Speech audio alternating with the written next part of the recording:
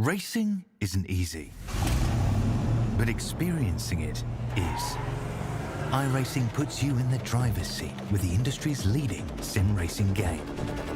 Drive on laser scan replicas of the greatest racing circuits from around the world. Go head-to-head against other drivers chosen by skill-based matchmaking to ensure competitive racing at every level. Compete across all your favorite series. In officially licensed cars, engineered to deliver the most accurate driving experience possible.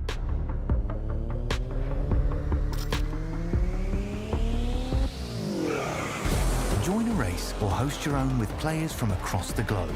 Race against the computer or in a league with friends. Feel the thrill behind the wheel. Visit iRacing.com.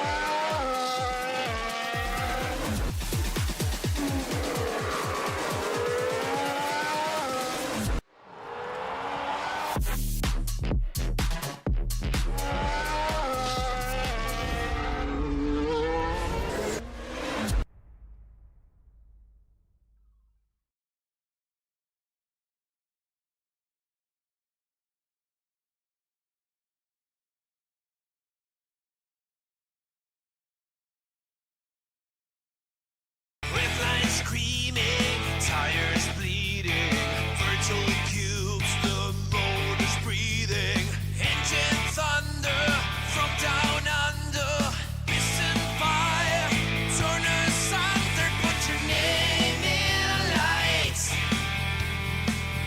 Oh, with the vets tonight, it's a 1,000 decibel supercar fight, burn this track to the ground with V8 sound. But the racing's real. Pedal down every pass you feel. Step right up and place your bets. This is us, the V8 Vets. Put your name in lights. Put your name in lights with the Vets tonight. It's a 1,000 decibel supercar fight. Burn this track to the ground with V8 sound. Put your name.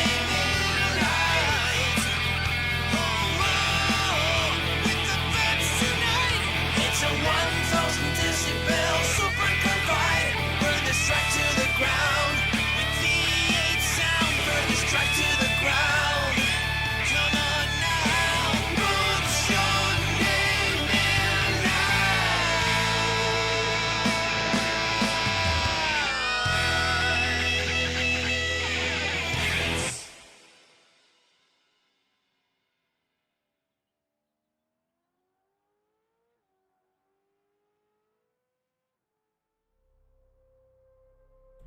Good evening, good morning, good afternoon, ladies and gentlemen, and welcome in to the Racekraft Simulations V8 Veterans Split 2 action of fabulous Season 25. Round 9 this evening out at the Red Bull Ring. We come into tonight broadcasting simultaneously across the V8 Veterans and Infinity Broadcasting channels.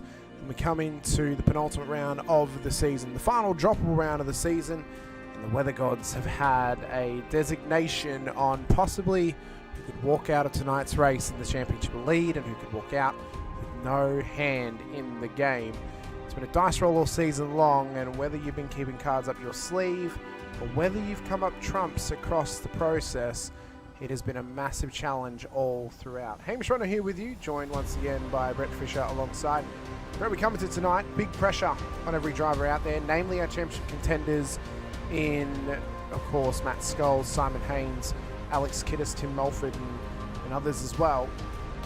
and with the weather gods on the horizon and the possibility of rain, it is going to shake things up like a cocktail shaker gets worked out on Christmas Day. I mean, it is going to get, it's going to get bubbly, it's going to get spicy, it's going to get just intense all throughout this race tonight. And I think what we're going to see tonight is the cream is going to rise to the top and the rocks are going to fall to the bottom.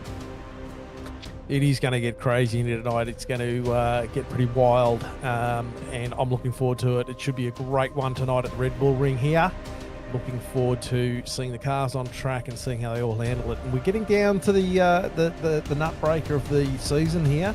Only 2 rounds to go, and this is where, you know, like you're saying before, you know, the cream will rise to the top, and those who can't hack it will slide away down, and we'll see them sort of just fade away a little bit there. But it'll be interesting to see what happens tonight after Red Bull Ring.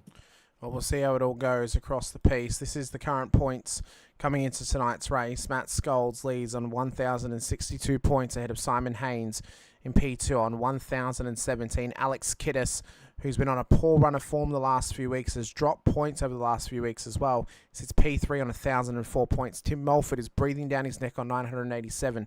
Jim Caperonis, Dave Arney are equal on points on 981. Ahead of Damon Fisher, Steve Grumley, Darren Crosby and Ron Allen in the back end of the top 10 at the moment. And if we look at where currently drivers stand, well, with equal points, Caperonis and Arney, they could both argue they could go up to split one if they were to finish equal on points at the end of the season. But who knows how those cards are going to get dealt. But right now, the momentum swing is swiftly in the favour of Matt Scholes, Simon Haynes, and Damon Fisher, who's making a charge for the top 5 and a return to split one at the end of the season.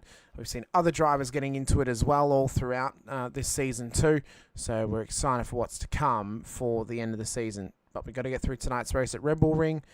It's exciting whenever I get to come here, Brett. I'm always excited. I love the Red Bull Ring. It's my favourite racing circuit in the entire world. And I think it's going to light it up for us to its absolute maximum this evening as we have a quick look at formerly known as the Österreichring down in, of course, Spielberg in Austria and well in the Alps of the Austrian forests too. Obviously a little bit far away from likes of Munich and Germany and the Nürburgring. Not relatively too far away actually from the Hungaroring over in Budapest for Hungary, but it's a short lap. It's hasn't got many corners to it, but it is a deceivingly difficult circuit, Brett. What this doesn't show on the track map is the elevation changes and how those elevation changes actually affect the lap around here. It's not a completely flat circuit. The elevation changes are a characteristic of their own put together with the fast-paced nature of this track. It is incredibly difficult, but when you can put a lap together around here, you feel like you are on top of the world. It's probably one of the most rewarding Grand Prix layouts in terms of putting a lap together that makes you feel like you are invincible. Yeah, it does. And as you said, there's plenty of nuances to this track with the elevation changes, and getting the car out of a lot of these turns is one of the tricky things that I found, and I think a lot of other drivers found as well.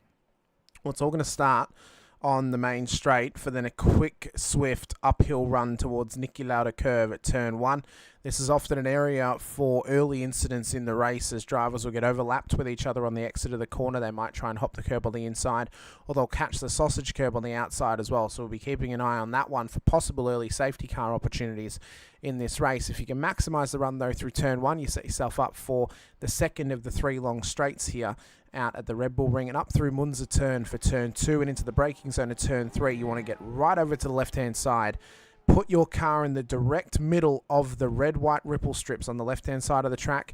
Braking down the gears, turning in, getting a nice tight apex through turn 3, running it wide out onto the curb on the left-hand side on exit, and trying to get a max run down towards Rook turn at turn 4, where it's a great passing opportunity later in the race. Turn 3, it's good passing opportunity as well. Probably one of the more dangerous, hard-braking passing opportunities though around the lap, because you can get overextended very easily. You can lock brakes, you can brake that little bit too early, which then takes away the opportunity and can even put you under pressure from cars in behind as well. So 3, you need to be careful. 4, you can get moves done if you have maximised and really favoured the run through turn 3. If you can't favour it through there, though, you then run around turn 5 and into what we like to call the horseshoe or the bottle opener of turn 6 and guts at turn 7, where through 4 and turn 7, I think the big factor tonight, Brett, is going to be the debris that'll get dragged back on circuit by cars ending up off track. I think that's going to be the big factor tonight, not just the rain, but the gravel and the debris and the rubbish that'll get brought back on the road is going to bring another element of test and another element of challenge throughout this race tonight. Yeah, 100%. And just adding to the, I don't think there is. I think every single corner on this track has its own little, nuances to it. Yeah. Not one of them is an easy corner. There's a lot of tracks we go to, and you go around a corner, you don't really think anything of it. But I think every single corner, bar that turn 2, which is really not a turn, has some little quirk about it. So it's going to trip up a lot of drivers. I think it will. I think it will. Across the whole race, it can trip them up no matter what corner it is. If you can get a good run, obviously, through turn 7, you then try and maximise the run at turn 8, almost trying to straight line the curb. But you got to be careful in the wet weather, because if you catch those painted lines, the rear end of the car will get super slick. It'll go round on you, and you can end up in the either tyre barrier on the right hand side, or the gravel trap on the left hand side of circuit. You're then running down towards Jokonik turn at turn 9, where drivers need to be careful of cars ahead of them coming into pit lane, because you've got to hug it as tight as possible, stay tight as you come into pit lane, and if you catch a wet patch, you can end up in the tyre barrier down towards turn 10 at the pit entry. We're then running around turn 10 and up the main straight again. Never good catching a wet patch. No, never good catching a wet patch. Never good. Never good catching a wet patch. The big factors tonight that drivers are going to have to be careful of, not only the slick surface of the wet racing surface, not only the gravel traps either, but the off tracks are going to be an absolute killer for a lot of drivers. They've got to try and hold incident points close to their chest and not hand them away for free, because before you know it, you are coming down one of the longest and slowest pit lanes on the entire calendar, and you're having to serve a drive-through or a stop-hold penalty. So drivers will have to keep that in their mind tonight, in where they can track extend and where they can't. You can't do it through 9 and in towards turn 10. Very easy to get an off track. You cut 10, you get a slowdown. In my opinion, as I said, this is my favourite racing circuit in the entire world. Ironically, Brett, whenever I say that, no one actually questions me about that claim. They kind of say, oh, no, I can see it, actually. I half agree with you. It's not my favourite, but I like it. No one ever actually has disagreed with me and said the Red Bull Ring is a bad track. Like, there you go. But I love this place. It's a fantastic racing circuit. It's been around since 1969, when it was originally an extended circuit, similarly to the Hockenheim Ring. This layout's been used since its upgrades in 2016, when Red Bull invested money into the circuit. 4.3 Ks, 2.6 miles, 10 turns in a clockwise direction, and it is going to be maximum pressure all throughout. Certainly is. And so far we've had dry practice. But we did have some clouds looming, and as we can see on the screen right now, there's a bit of precipitation as it stops. So we've seen a few sprinkles. Qualifying has been done, and what is going to be happening at the start of this race? The track is starting to throw up a bit of spray behind the cars. Are people going to go to is every driver going to go to wets? Is it wet enough? What's the situation on the radar? Is it drying? Is it, these are all questions, and this is what I actually enjoyed about. I really did enjoy the dynamic weather. I thought that was absolutely fantastic. I thought it was great, and I think we're going to be in for an absolute treat tonight. Now, we don't have tyre info exactly of who is on what tyre compound at the start of the race. What we can do is we're talking about. There's the marbles. They're going to have to be careful of. What we can do is off the start, just go to our suspension cam and see if we can see grooves in some of the tyres. That will be the dead giveaway of the tyre type that some drivers are running. So I think, Brett, looking at how wet the circuit is right now. If you started on dries, on slicks, I think you're a brave person. Looking at it right now, Brett, I think the slick tyre is actually the better of the two. But yeah, the problem is though, like if you had a look at the radar, there was another band coming through. Yeah. Not that far away. So I think, But- I don't know. I don't I don't know, know. but- I hear what you're saying, and it'll be interesting to see. So from my perspective, to pull back the curtain a little bit, the band from what I saw was no worse than what was happening in practice. Yeah. And drivers are running around comfortably on dries in practice. So my thought Yeah. process was, well, you're running comfortably on dries in practice. The weather you're about to get is similar to practice. You should be fine to start on dries. If it is that bad, you can come in for wets early. The main worry was I'd getting take it. to the much darker green colouring on the radar, which will Yeah. be a factor tonight.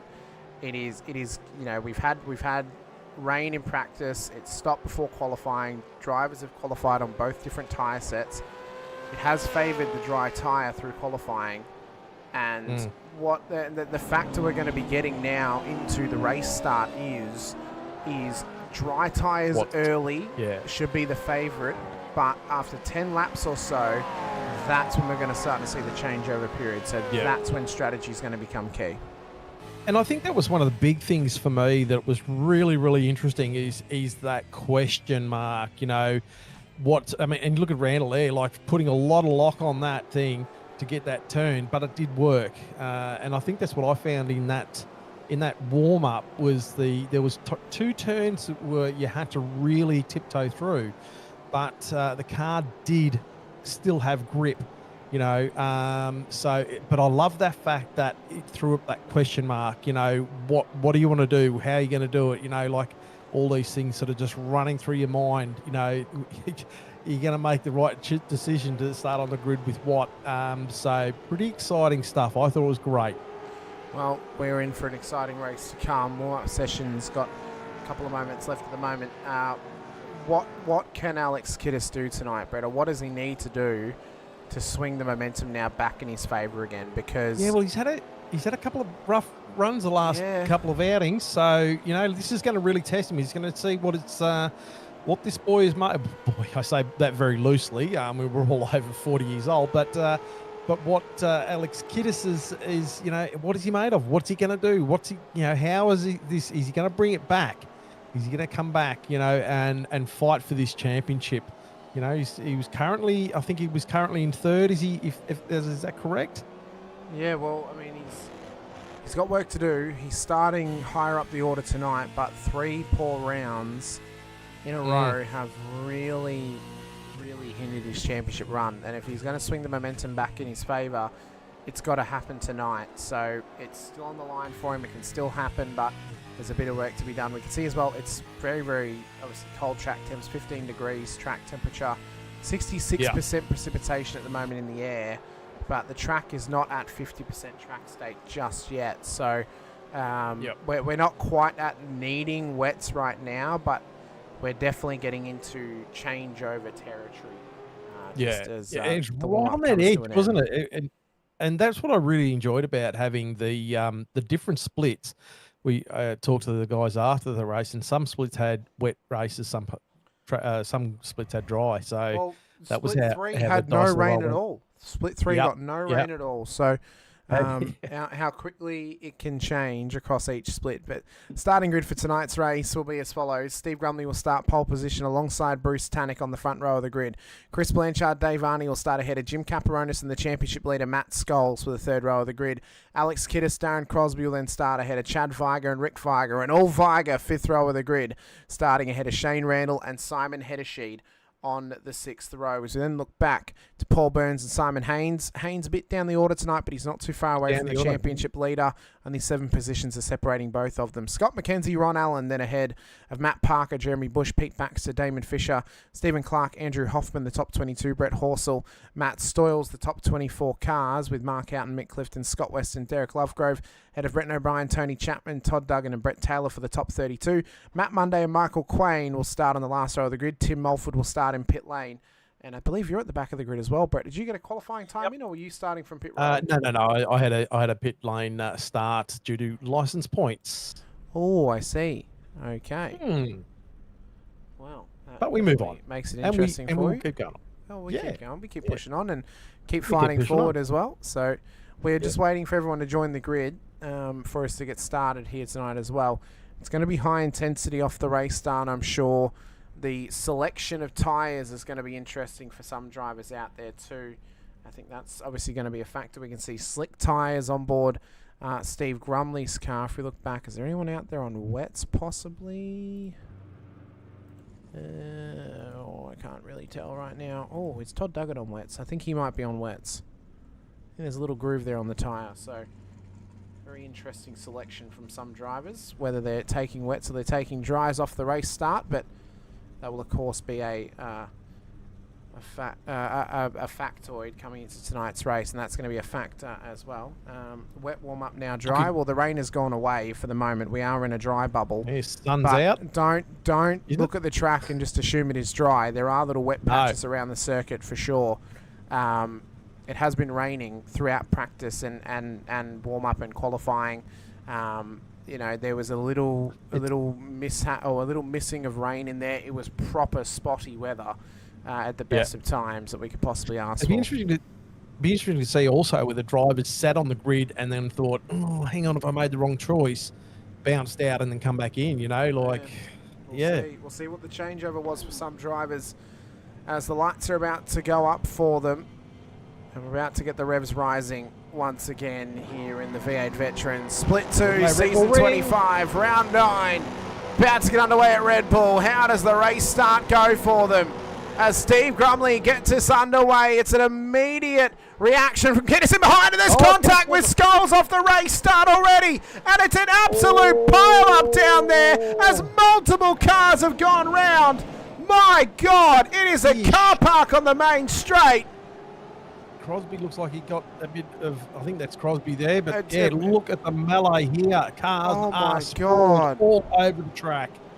But that was Jeremy Bush that we saw getting forcibly mounting on top of a car behind him. I mean, the rear of his car lifted off the floor. Multiple cars destroyed in that moment. Still got a car there. Simon Haynes in the background there. I know. He was second in the championship. Second in the championship, so this is big for the title race. And he is absolutely crab walking that thing from the start line. That is second place in the championship at the very back of the field. And unfortunately for you and Tim, Brett, you guys had to wait at the end of the pit lane for everyone to get past.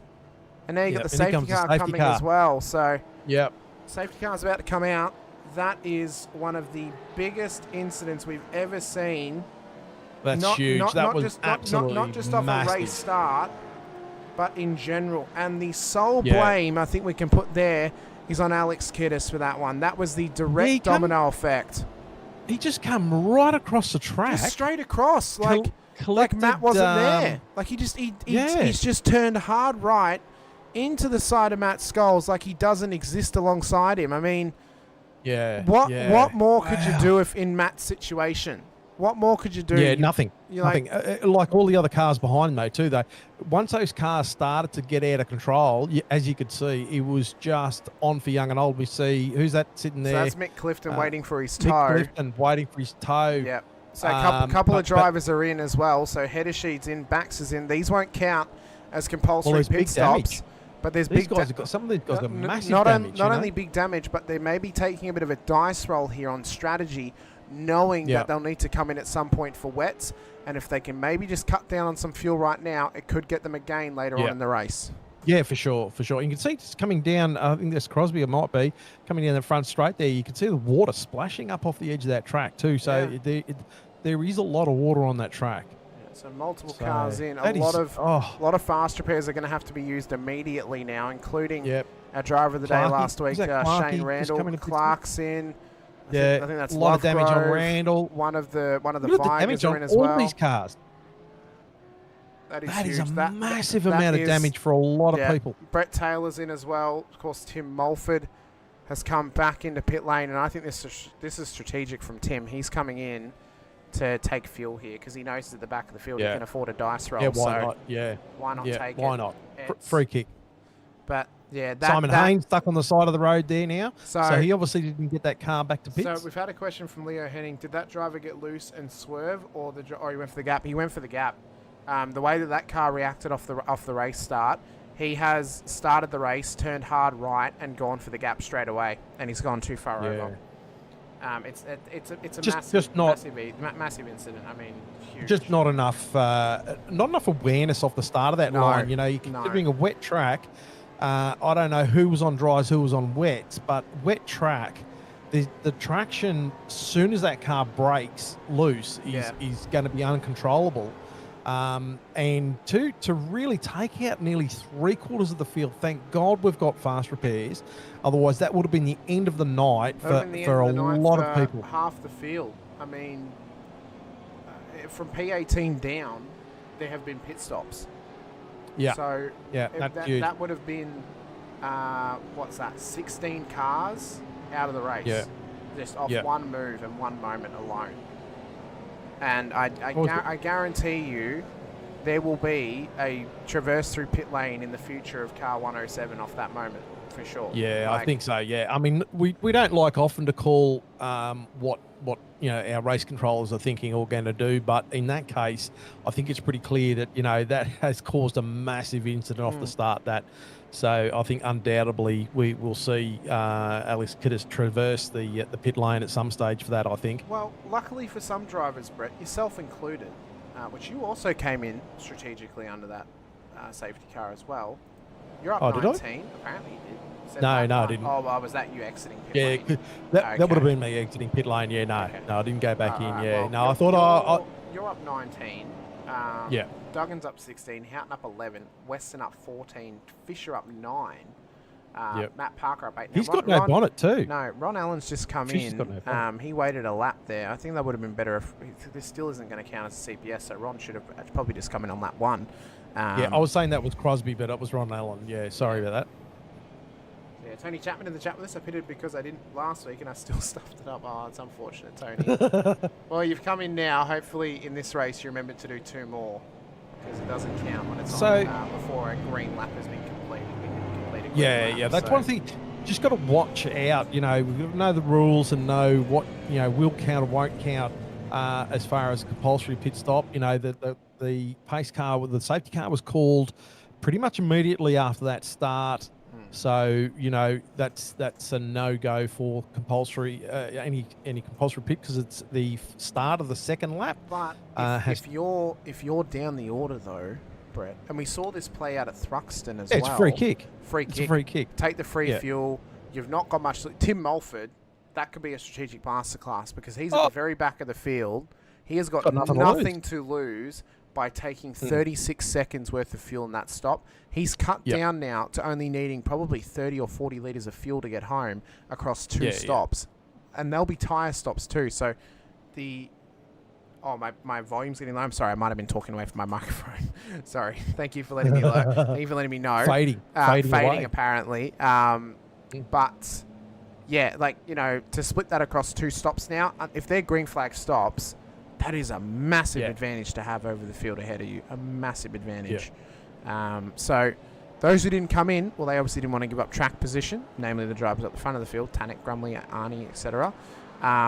The caveat to that is if both of the now regular CPS stops are under yellow, that's going to take away the advantage somewhat of what a green flag pit stop advantage Mulford and co would have. There could be more. There could be more. Could be more. Yeah. Just let's have a look at if we can. I think Damon Fisher's car. So he's still carrying damage. Oh, he is. He's got massive damage on that car. Yeah. So he hasn't. I reckon Damon is waiting for the first green flag lap to finish, so he'll get a CPS done. I think that's what he's waiting for. Right. So obviously not feeling the effects of any of that major damage, but it might be sort of a bit more aero, obviously, and things like that. And maybe the sting has been taken out of these tyres as far as full grip. So maybe the loss might not be as much. Yeah. Thank you so much. I think that's Pete letting me know in the chat. Thanks so much, Pete. Safety car's in. Need to remember to talk directly to my microphone. It doesn't get me if I talk away from it. So green flag about to get underway once again. Can we get a full lap in? It's green flag running once again at the Red Bull Ring as Tanek gets us underway off of turn 10. Plenty of gaps given further back in the field. And as we run it up towards turn 1 for the first time, it's big pressure on them already as they run around the first corner and try and keep themselves in a line astern and keep the cars nice and tidy across this first lap. Difficult weather conditions obviously have a big part to play in racing, and it's great to have it a part of the veterans. As we can see, Blanchard looking for a move early here on his former teammate Jim Caperonis into turn 3. Couldn't quite get far enough up. No. But he had it up enough there to slightly displace Jim, although he's got back on line now. We see some wipers going, so there's a little bit of spray coming up. Blanchard having a little bit further look on the inside. Jim just defending very, very slightly there. But here he goes, Blanchard up on the inside. Can he get this done? Oh, great move. Yeah, and look at that, Crosby coming through as well. 2-for-1 special. Great effort from him. Yeah. There's been a little incident further back that involved Matt Monday, but I think it may have just been a little bit of Constantina of drivers slowing up in the mid-pack there for the slowing of traffic up at turn 3. Yeah, being a little bit tentative. There was a few drivers, just a bit tentative on a couple of those corners. Obviously just not knowing what the grip level was going to be at this point. Colder tyres, because obviously the start. Randall coming up on the inside of Chad. It's on the inside. So the difference between these guys is Randall is currently on dries. Chad is currently on wets. Yeah, so right, that could be a factor here. From Weston and Heddersheet. Yep. Paul Burns and myself as well. I'll tell you what, Scott Weston has been driving fantastic this season. Shout out to Scott. Oh, real loose was Mark Houghton off the final corner. Wow, that was huge. And around wet as well. Sorry, Andrew Hoffman. Hoffman around. Burns in pits. There's a local yellow down there for the spin of Hoffman. The 110. Definitely that section of the track, that last turn was a doozy. Definitely, even in dry conditions, you can get the car right out of shape there. Was to see Blanchard. Blanchard is a man on a mission right now. He is. Yeah. And I have a feeling here, I reckon Blanchard's on dries, and I think Arnie and maybe Caperonis are on wets at the moment, because they are struggling for raw speed right now. They're not obviously struggling for grip, but I think they're just struggling for pace. Yeah, and it hasn't taken the disparity between the two is there, but it's not that massive that one car's standing still. As we see, who was that coming up on the inside of Caperonis there? Kiddis. There was Kiddis, who's trying to make a move. Yeah, on Jim. But the disparity between the two, the wet and the dry, it's one of those. It's like the crossover. What's the last times done? 140 Tannic. We'll get a good test here on this lap now that they're up to full pace again. Because obviously for Tannic, his lap would have been affected by his choice of restart zone. So as these next laps come in, we'll get a better bird's eye view of actually where they all situate. 40, 39, 40, 40. So Tannic and Grumley are actually battling right now for the lead of the race. So pressure's on them. Grumley's on the inside. Here comes Grumley, and here comes the rain as well. Here we go. Here we go. So how quickly is it about to downpour? Because if it comes down like a 3-year-old dropping a bucket of water, the wet tyre runners are going to be at the advantage. Yeah. And this was the danger too. Watching that radar, seeing that front come through, it might have just been little showers, and the track might have stayed dry enough. But no, here comes the rain. It's on this back section of track. Grumley's had to pull back in the back behind Tannic. It looks like Kiddis has got the move done on Jim, but no, come back again. So they're having a great old battle there. Kiddis on the inside of Caperonis now. Oh, you can see just Jim. That marbles. Yeah, caught the marbles, and we knew that was going to be a factor tonight. So now the rain's coming. How long is it going to be for the crossover of the race? Because the crossover period of lap times is incredibly close right now. I think the relative grip, though, on the straights, because obviously this is a higher speed circuit, so better run up the straights is going to benefit you more than in the corners. So I think it's still sitting with the dry tyre runners. Once the lap times of the wet tyres are starting to get a little bit faster than the dries, that's when the proper crossover is going to be. So Duggan, fastest lap last race, 138.34. Arnie and Tannic are in. So is this an early call for wets? And I think they've come in too early. I think this is too early for wet tyres right now, Brett, because I don't think the track's actually wet enough for them to make the changeover. Unless they felt just, those couple of corners just unstable enough to make them sort of think, nah, I'd be better on a wet tyre. Weston Scholes in and Stoyles. O'Brien's in as well. Mulford charging through the field at the moment, just trying to get past Chad Viger up towards turn 1. And coding is not working at the moment. We're getting tough kilobytes per second. Mulford did the job though. Great effort from Tim. Kiddis obviously now ahead of Caperonis as well, but Blanchard, he is a man on a mission right now, Brett. He is driving out of his skin. Yeah, obviously feeling comfortable in these intermittent conditions at the moment, feeling comfortable in the car. Brumley just pulling away there a little bit. He's 3/4 of a second up. Crosby right on the ginger of Blanchard at this moment, and then we've got a few cars close, and then there's a 1.5 to 2 second gaps further back. So the field in this top 10 to 11, 12 have all sort of started to spread out a bit, apart from the first 4 cars. So interesting what's happening here.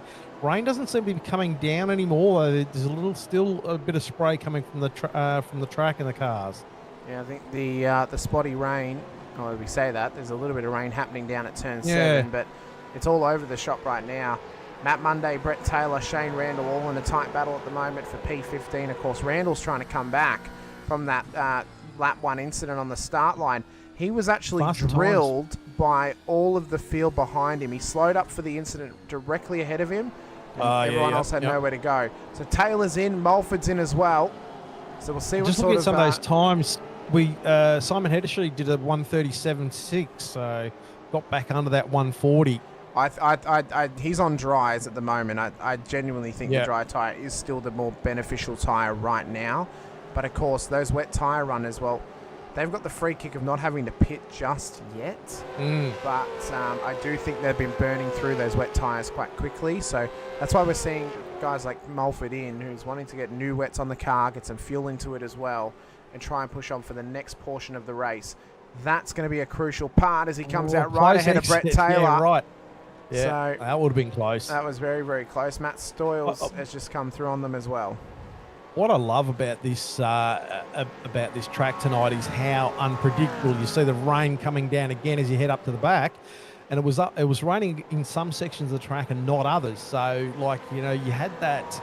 Is the track wet enough? Is it going to stay wet enough for the dries or the wets, or what was going to be the call? So, you see a big downpour before, but the times have come down again. So, and you can see that the clouds in the sky are fairly sparse at this stage. So we might be just getting isolated showers. But, yeah, it really throws a good question into the air. 1:37.7s. So for Grumley and Blanchard, so the times are still there. That's 3 tenths, 2.5 tenths quicker. It's really starting to benefit them now. So Randall is now hot on the heels of Matt Monday. It's a dry and a wet tyre battle between the two of them. We already saw Brett Taylor come into pits earlier on, so of course Randall's on the comeback train. Matty is doing a great job. He's currently up 18 positions. He came in on lap 2, remember, but I think he actually exited pit lane ahead of the train under the safety car. So I don't know if there'll be a penalty coming his way or what, but certainly positions gained that he probably. Clark and Viger just changing the positions there. So Clark just got past Rick. Another one close to Todd Duggan. Close to Hedershy. Currently, I was about to say, Stephen, of course, in the booth tonight for the top 15 shootout of the Pro Series finale over at Bathurst this weekend. Of course, any Infinity Broadcasting viewers would have seen us with our Porsche Cup support race a little bit earlier on. It's been double duty for me tonight. No rest for you. No rest for the weary. Had to swiftly get my dinner into me and into the supercars. So it's been a fun night. Hedershy and Duggan closing up really tight up on Caperonis now. Oh, they are. Here we go. Todd Duggan on the inside. Caperonis is a little great move from Todd. Hedershy going through as well. Yeah. Oh, Todd's really wide out there. Ripple strip. He's taking his chances with that wet ripple strip. Well, he really But is. He's got the move done. So his time is there. He might be on 1:39.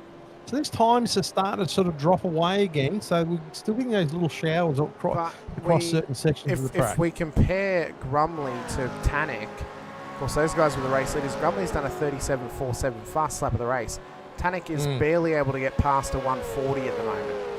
So Grumley is gaining time at a rate of knots over Bruce Tannic by way of Tannic coming in too early to take wet tyres. So that's the game plan, or the rate of play right now between the two of them. As Alfie comes in, so the 51 SCR car into pit lane. It looks like that shower started on the back of the track and it's moved its way forward to the front straight. It's a northwesterly moving rain radar, so it's moving across the top end of the circuit to the bottom end. You can see it's just starting rain there again too. So I think we're just hitting the start of the second band, but this band is the massive pile of rain that's actually coming our way. So this band that's happening right now and coming up towards the top end of the circuit, that's going to be the one that's going to sit with us for the rest of this race, and that's going to be the one that determines when we head on to wet tyres. I think we can get away with a little period still on dries, because there is a small white bubble sort of in between the start of the rain period and then the part where it gets super, super heavy. So I think we can probably go a bit longer. I reckon we can maybe go out to perhaps lap 18 or lap 20. And then Bush just overtaking Chapman. Yep, so... And Dave Arney taking Chapman. So I wonder whether Chapman's got a problem there. Well, I think he might have done. Oh, he's got a bit of damage on the front end of that car, so very well could have been in the wars. Maybe. Yeah. Oh, he's running wide there too. Wide again. Yeah, real wide. Any penalties handed out yet for the start of the race? There hasn't just yet. I do know right now that Race Control are actually divvying up with the DSOs of the league regarding that incident to figure out an appropriate penalty to hand out. Clark closing on Baxter. Yep, so Clark is really getting up on the outside of Pete Baxter now. This is a tough line. This is a tough line. That's such a tough line. Oh my God, Baxter holds on. He made it stick though. Like I was surprised that he actually brought the car back down low. So that's a good attempt at a move there, or just even to hold position there. Well, look at this. Blanchard's now in the lead of the race by way of pit stops from Steve Grumley now as well. Chapman's into pit lane too. So Blanchard leads to Crosby and Kiddis. And actually, no, Grumley didn't pit. Grumley had an off track. So Grumley's actually dropped position here. So he's got a few battles up and down. We do. Up and down the tree at the moment. Some, obviously up the front here as well. But there's also Lovegrove and Randall. I think Randall is just. Well, Allen and Lovegrove. And Ron Allen as well. So Lovegrove might have had an off track there, maybe. Oh, look at that. Simon Haynes, who's actually a lap car, is trying to get back into this now as well. As Todd Duggan has gone off into the pit entry. And that is massive damage on that car. This could be a safety car, Brett. That car is in a very inopportune spot. It is right on the pit entry. Yeah, that's not a good spot. And we all see there was a few cars coming in. Looks like was that Randall? Viger are in, so Randall stayed out. So Lovegrove and Viger are in. Haynes is in as well. Of course, he's a lap down at the moment, so he's got to try and fight back throughout this race. Duggan is still parked there. I wasn't quick enough. I actually did see that as I was coming down that little straight. I just wasn't quick enough to peel off on the pit lane then. But, you get that on the big jobs. Because I've seen his car sitting there. Here we go, Clarkey on the inside. Or is it Viger on the outside? Well, it's both. I mean, they're side by side, aren't they, down the straight? Duggan is who's moving up? Duggan is still parked there, by the way. He has not moved in that position. So no safety car been called yet. Obviously, if we're still overtaking cars, no safety car been called. Hoffman in pits as well. And so Hoff in. We see as well. So Blanchard, what does he do? Does he come into pit lane in the hopes that a safety car is about to get brought out? And there is. Oh. They've called it. Safety car number 2. Oh. So there we go. Todd Duggan, who is still parked up in a very inopportune position. And I'd argue, Brett, he may have caught the curb on the outside on the exit of turn Yeah, 9. and speed on the And it inside. speed Yeah. him on into the wall. So that's a very tough moment for him. So the front runners are all in. Blanchard, Crosby, Grumley, Kittis, Caperonis, Heddersheet, Everybody's Parker, in. Clark, Viger, Baxter, McKenzie. It's a little free kick now for those who came in on lap 1 as well, including Shane Randall, who's back up the order, and as well as yourself, Brett. So a little free Wow. kick for them. Oh, For oh. others, it's an opportunity to get their second CPS finished as we're now past the critical lap.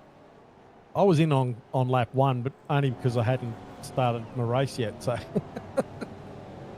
anyway, opportunity now to put a bit more fuel in the car. I think I put about 3/4 what I needed for the race. So exiting a little bit heavier on a fresh set of wets. I started on wets. I wasn't sure what I was going to do, and I was okay with that. So there is the direct result of the advantage that those cars took by pitting on lap 1, Brett. Yeah. Heddersheet out into the lead, Baxter out into P2 because they were able to take such short stops. And we haven't even gotten to the heaviest part of rain yet.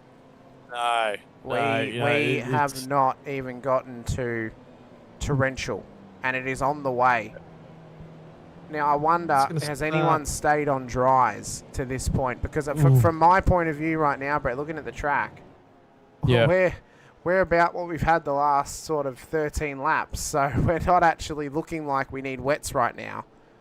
No, but it is coming. So I don't know. Are you safer on wets than having to come in on a, like if it just starts bucketing down, you're going to have to come in and pit. So are you better to, let them heat up a bit, let them wear a bit?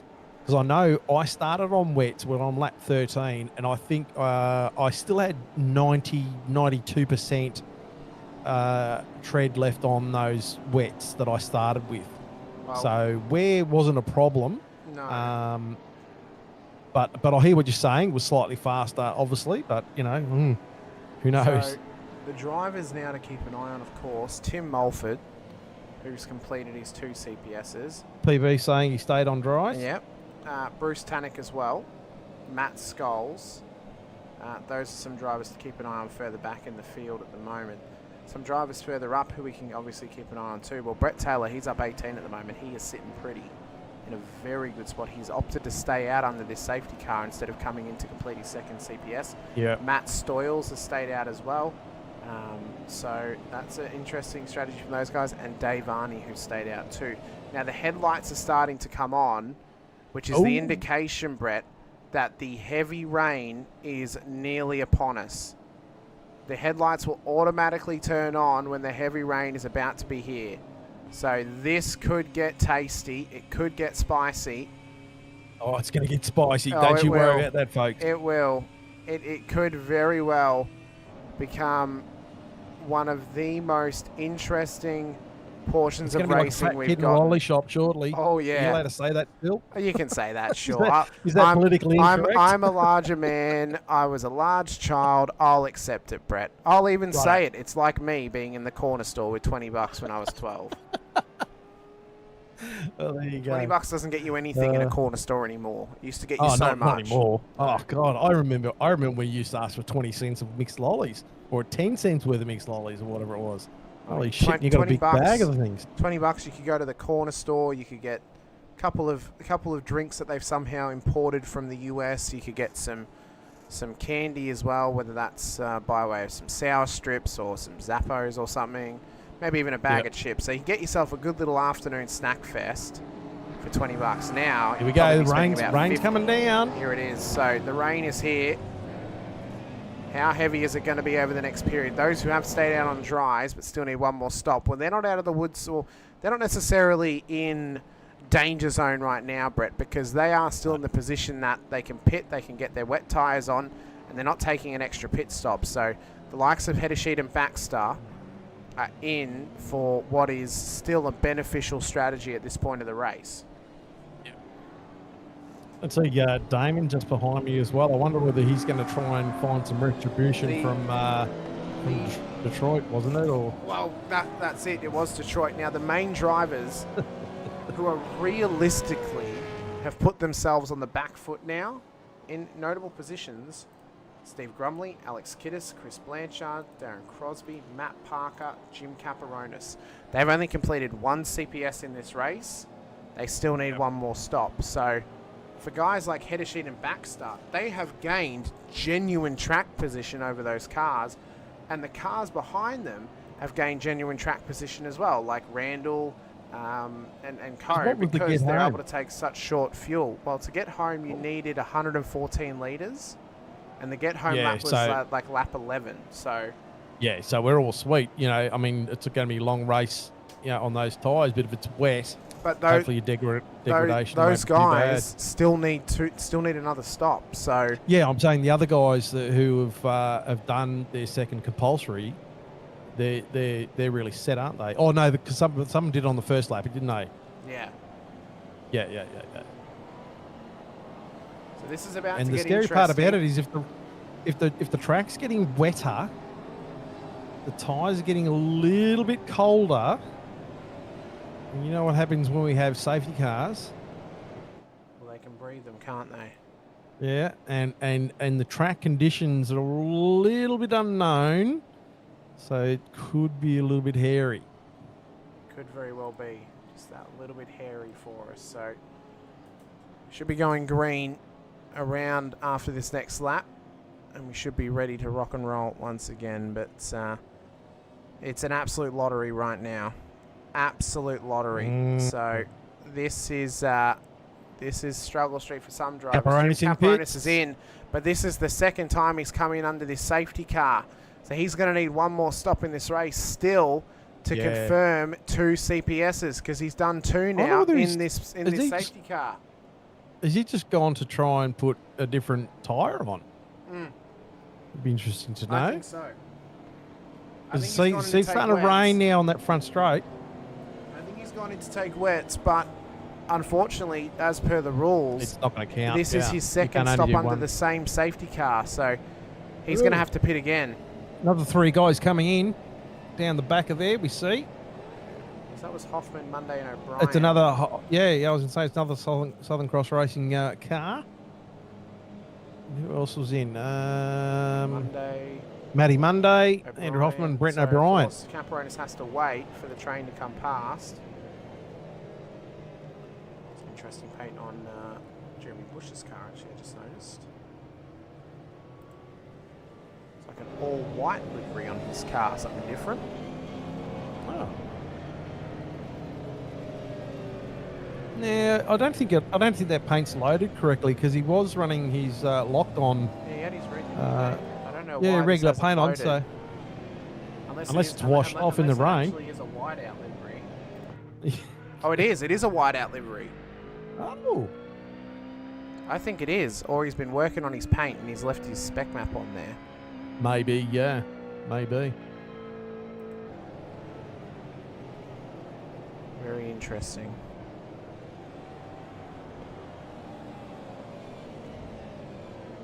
Well, everyone is in the pit lane. So, Steve Grumley in the chat, there's Jim's answer. We know that reference. Not Jim. anyone else does. Poor Jim. Yeah, poor Jim. Lap 15. We're on lap 15 of 47. So, and we've got a bit of precipitation happening. We've had a massive crash at the start of this race. It's thrown a lot of cars in the championship contention. Their strategies have gone absolutely haywire. Simon Haynes, one of the big losers in that. Matt Scholes as well. We've still got a lot of this race to go, and we are kind of expecting a lot of rain to come.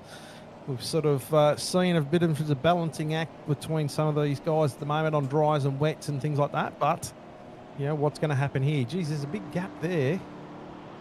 There is a big gap. Oh, no, the safety car's pulled away. Yeah, did notice that there is a lot of gaps in the field under safety cars, and people then tend to sort of race up, and then it causes a bottleneck, and cars are slamming on their brakes. I wish that we'd all close the gap a bit under safety car, because it becomes really hectic further back. Well, we're getting That in just might do towards sense, Bert. the restart zone. Safety cars back in pit lane. And my green flag, once again, out the Red Bull ring. Simon Hedesheet has gone early off of this restart. So is it going to be a beneficial restart for him? Pete Baxter's run wide, and Pete Baxter's made contact with Steve Grumley. He caught the AstroTurf, the wet AstroTurf. And unfortunately for Pete, I mean, nothing obviously egregious about it, but he caught the AstroTurf and the rear end just got loose on those dry tyres. And look at the spray that's coming off of those cars up towards turn 1. The spray is diabolical for them. So it is only getting wetter and wetter, and because of the long safety car period, the water has not been dispersed. So it's just starting to sit on the surface now. Yep. Hedesheet got a massive jump now from that incident with Pete Baxter and Grumley. But look at this close there. Blanchard, Arnie, Kiddis, Baxter, Crosby, Parker, Stoyles, Allen, all very close there. What's it like down this section of the track too? You can see the spray coming up off the cars. In towards turn 4, under brakes now. Blanchard keeps the car in control, keeps himself contested. Crosby wants to move on Baxter if he can get it. But Baxter just gets a little bit of better drive now, so I think we're starting to etch to the point as Blanchard has gone round down at turn 5. So Blanchard around at 5. Yep. And it is... that's a tricky spot. It's he's going to have to wait for the whole field to come past. Yep, he's got to wait for everyone. But yeah, the spray coming off these cars now. Arnie, Hedesheet, massive slide. Who's still on the dry tyres, and I think now is the time for wets. Struggling. I think it is now time for the wets, Brett, and I think it's time to come in, take the wet tyre. You take the loss that you didn't pit under the safety car, but Hedesheet's going to stay out, so... He's pushing on is the Kiwi. He's used to driving on wet roads like this. Baxter and Parker are in. Randall has stayed out. So this is a very intriguing moment. Dries? He's still on dries. Randall is still on dries. Everyone around him is on wets. Oh, look at this Look at the gaggle of cars. So Brett Taylor... The just getting worse and worse down here. Yep, Brett Taylor, who is on wet tyres, is putting all sorts of pressure on him as there's been a massive off at turn 1. Multiple cars. I've had an incident through there. Chad Viger in the wall. Yep. Nearly backed out there. This is getting crazy. Just after the safety car, spray coming up everywhere. So vision's starting to be a bit of a problem in some of these straights. This is getting really tight. Look at these cars side by side. Looks like yourself and Quaney. Mulford. But Mulford and Weston. I mean, Mulford has just snuck himself forward here. He has put himself Mulford's up in 24 spots. Oh, what a great race from Tim. What a great race from Tim thus far. Great strategy call on the inside of Scott Weston, in behind Rick Viger as well. So now the question becomes, when do the dry tyre runners come in? When does Hedesheet come in? When does Randall come in and give in to the wet tyre change? Because you'd have to argue now there's spray just about all around the circuit. It's time for wets. Just quietly, I think I'd be shitting myself if I was on a dry tyre, to be quite honest. I'd be driving very tentatively. You can see Randall there just... And when does he come in? Coming up through as well. Yep, so Tannick's moving forward. Crosby's in. So I think Crosby was on dries as well. Randall's in. So Hedesheet has kept going.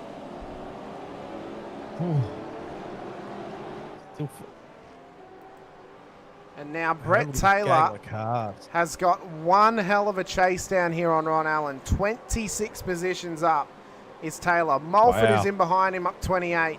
Weston up 19 as well. Stoyles is up 21 to the front of the field. This has been a fantastic race thus far. Quain up 23. Yourself, Brett, you're up 26. Horsell up 10. 26. Go me. Go, Brett. No 10 cents for me this week. No 10 cents. Hopefully. Mulford on the inside. Nice little pass there. Great little pass. What? Great space left there as well. And great spatial awareness from Brett Taylor. Yeah, that's awesome. I'll tell you what, the way that Brett's driving tonight, he could be on for a top 10. It would be his first top 10 in vets if he can pull this off. Could he even be on for a top 5? Oh, that could be sneaky for Brett Taylor.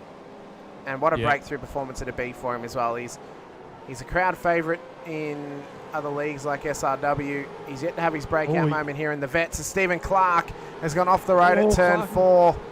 He's just rejoined back on the circuit, but it is struggle street out there in these wet conditions.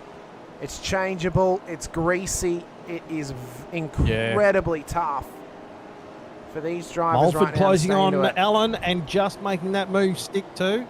So Mulford into 5th now, displacing Ron Allen. So I would assume Simon is going to come into pit lane this lap, surely. No, he's staying out. Okay, maybe not. Makes me look like a liar. Because he's getting chased down here by Mulford and Taylor. To give the update on where those cars who pitted with their dries to wets. So Grumley's back in P28, Baxter in P29, Randall, Haynes are now together as well. These guys are good friends, met out at the Bend earlier in the year. So they'll try and work together back here as well. Stephen Clark in pit lane. The good thing for Haynes is he's now back on the lead lap. Yeah. So there is some work that he can do.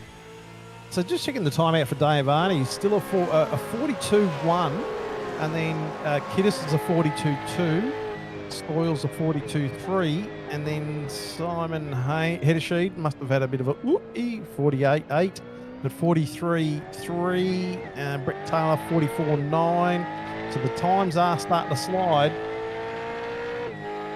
Well, the suspension travel up the hill there towards turn 3 into how it compresses back down again. You can see how it kind of decompresses under brakes as the front kind of shifts in towards the road and the rear end kind of gets light, Brett. Interesting how these cars work and how everything comes together. But look at the spray off the back of Ron Allen's car right now. I don't think it's as bad as what it could be too at the moment. I don't, but I think it's going to get a hell of a lot worse. Yeah. We've still got a heavy rain shower to come that could switch this on like a light. And it's anyone's moment that it could happen. Heddersheed now drops to Brett Taylor and Tim Mulford. So Heddersheed's got to give in at some point. He's got to pick that car. Gonna have to.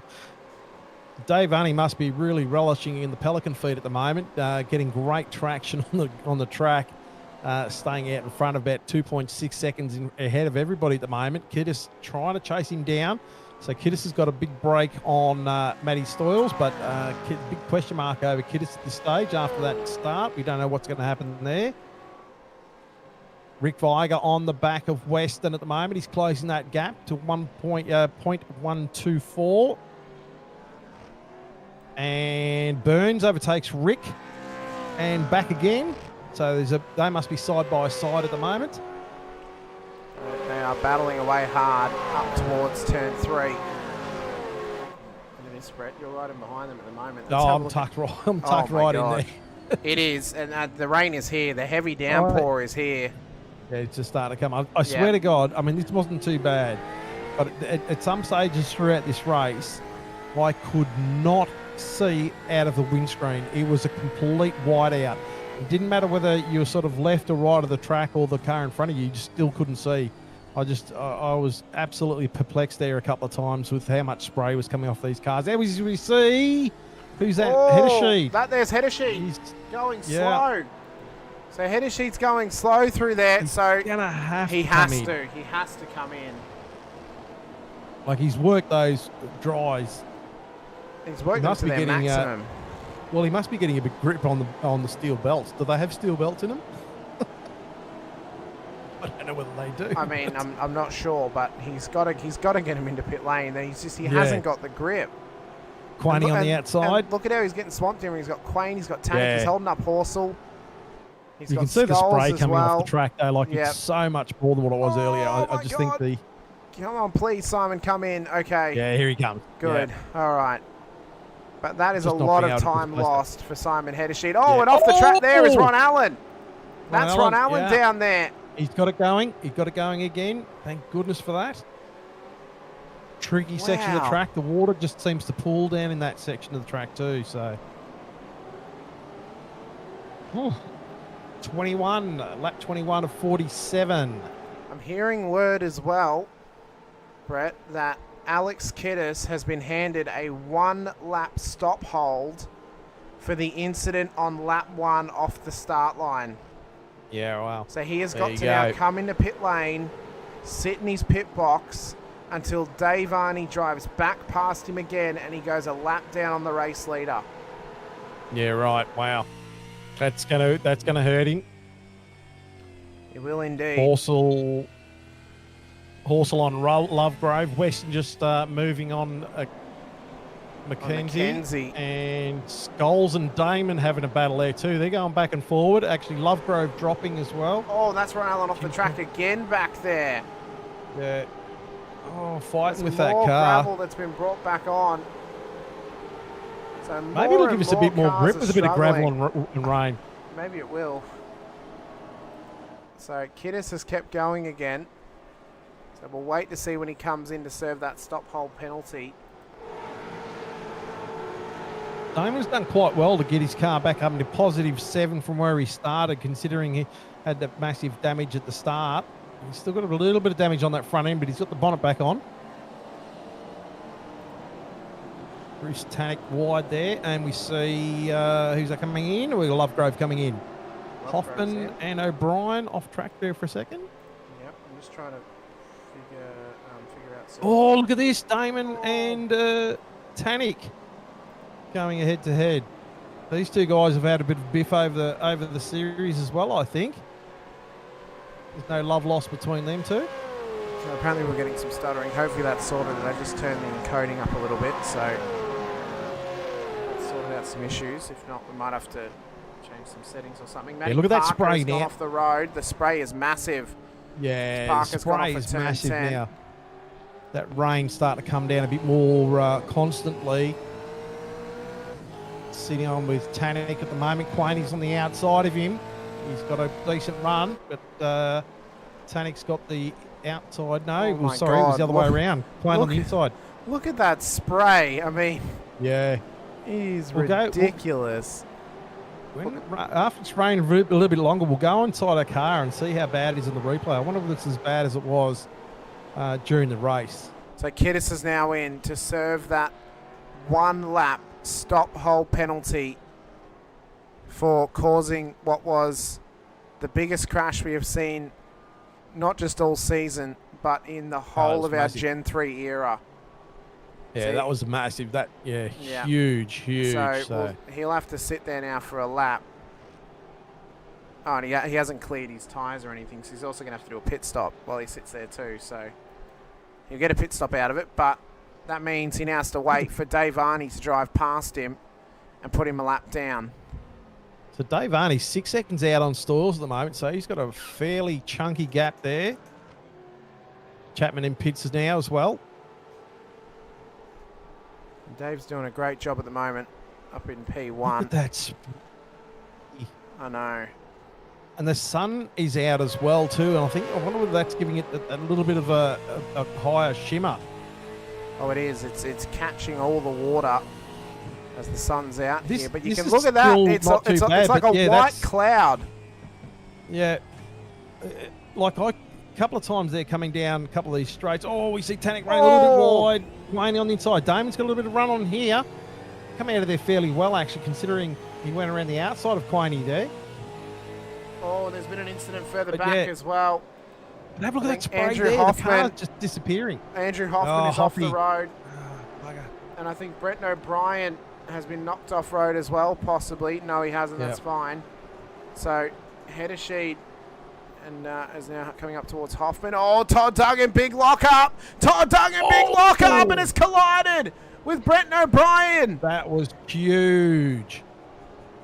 That was huge. And I wonder whether it was that, probably a bit aggressive on the brake locking up, but wonder whether it was due to spray or what. But you can see now, a lot of standing water now on the track too. So drivers going to have to be careful of that, hitting that standing water. As we see, O'Brien just getting a little bit twitchy there as he touched the ripple. And look at all these cars, these gaggle of cars coming into the final few turns. I mean, we've still got 23 laps to go as Michael Quane is now into pit lane. So He's in, yep. 23 laps left. Alex Kiddis is still sitting there, by the way. He's actually sat there probably too long. He's actually going a lap down on everybody at this stage. He has already gone a lap down on the leader. So Quane's in. there is nail in the coffin, we'd have to argue, Brett, for Alex Kiddis's championship hopes. Let's sit in with one of these cars now and see how the inside of car is with this spray at the moment. Have a look at that. That is what we were dealing with, like, and that was actually probably better than some of the times that I've seen, because until you got into the lower end of the braking zone and the car slowed right down, you could not see. And I actually ran off track a couple of times because I just did not know where the edge of the track was. Someone said to me, look out the side of your car. And it was the same. I couldn't see out the side of the car either. But I mean, even if, there was a couple of times where you had cars in front of you running side by side. So they were running down side by side. So they had twice as wide a spray.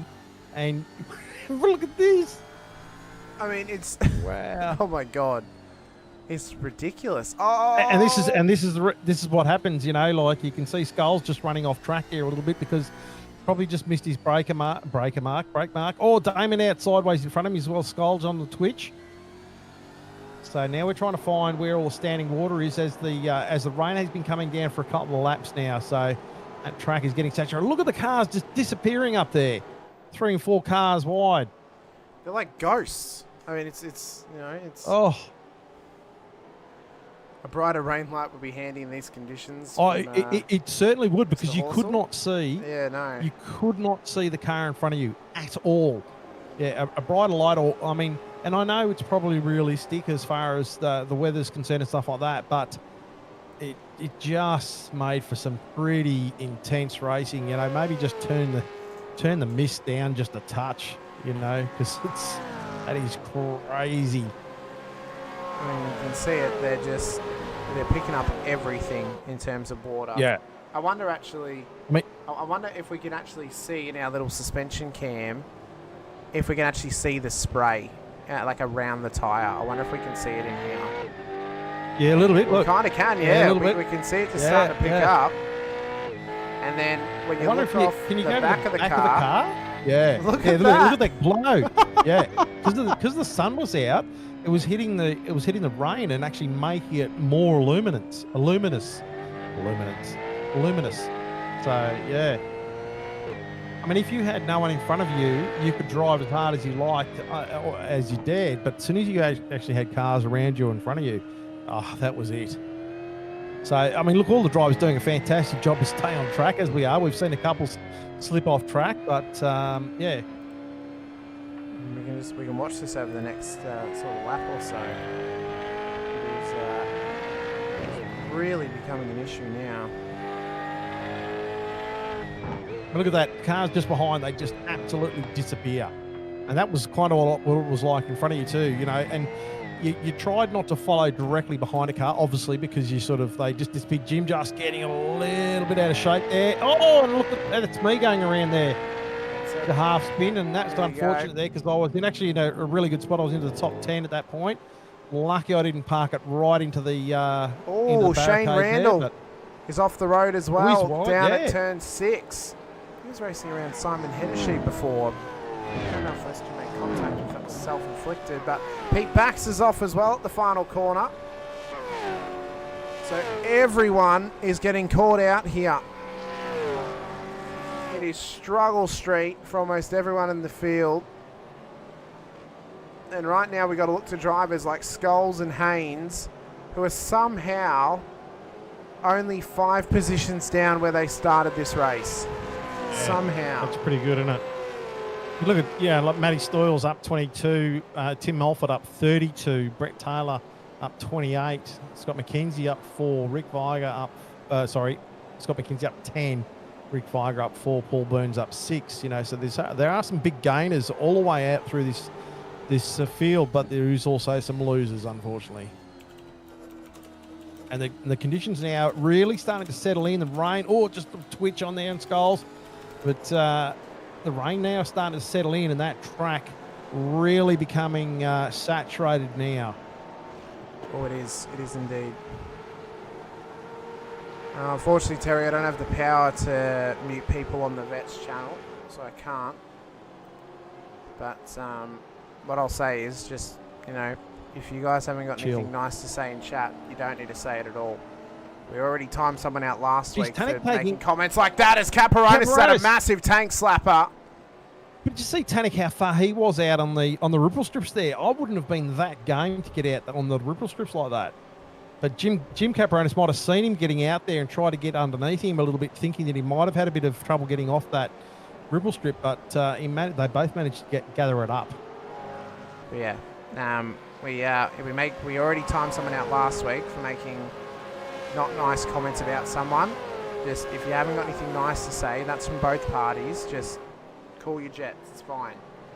You know, just sit back, enjoy the racing. We love having everyone in chat. So let's just, you know, cool our heads a little bit.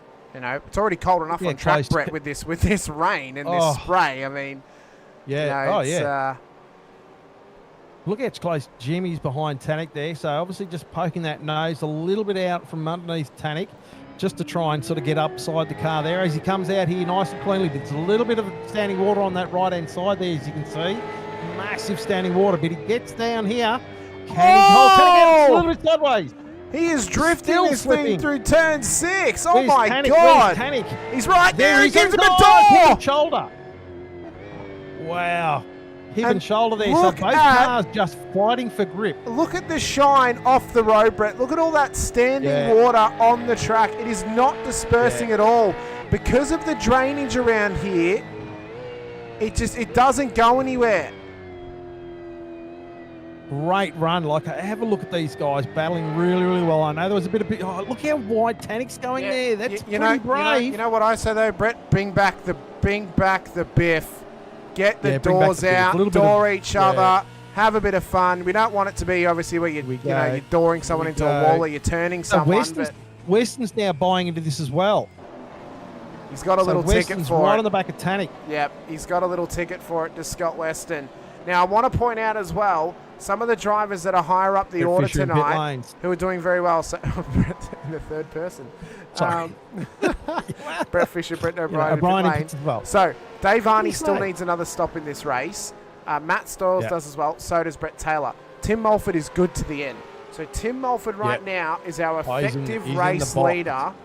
And based on box how seat. And look, drivers he's are racing, as Damon Fisher and Scott Weston have made contact, and Fisher has gone round down at turn 3. Got to be careful at the rejoin. Oh my God.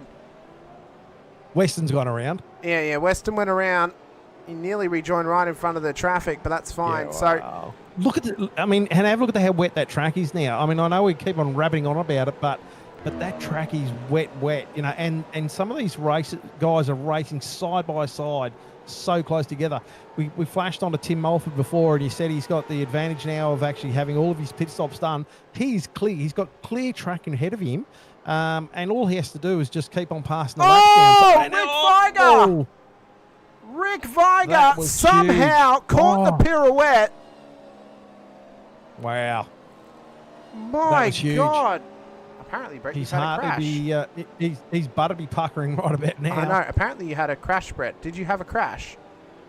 I had a crash earlier. Okay. I had a crash earlier. Well, not just then. Oh, I might have run off track, maybe. I don't know. Okay, I don't know. Because it No, I said didn't you have had a a crash. crash. So unless you pulled up really slow for like turn 3, maybe his Grumbly's Oh, gone there you go, round. Grumbly. Wow. This is mixing it up here. This is fantastic. I don't want to see anyone spin and have a crash and like that, but this is fantastic. I mean, there's some close racing going on, and there's some very treacherous conditions out here. So, Well, you have the feeling with 17 go laps on. to go, we may not be safety carless just yet in this second half of the race. We may have one coming our way shortly, because the way these cars are reacting, even on wet tyres, we could very easily have a crash where a car's in the wall, inopportune position, and could be out of the race. I mean, this definitely. is really starting to heat up now into what is an exciting race, one that we could have hoped for a wet run, and one that is just thrown every single spanner in the works, as the championship leader, Matt Scholes, has now gone off as well. Yeah. Oh, nearly got collected by Bush. So the championship implications are becoming even more large, especially with Simon Haynes looming in the background. Haynes has come back huge. I mean, he's only down 3 spots from where he started, and he was absolutely dead last with waiting for a tow.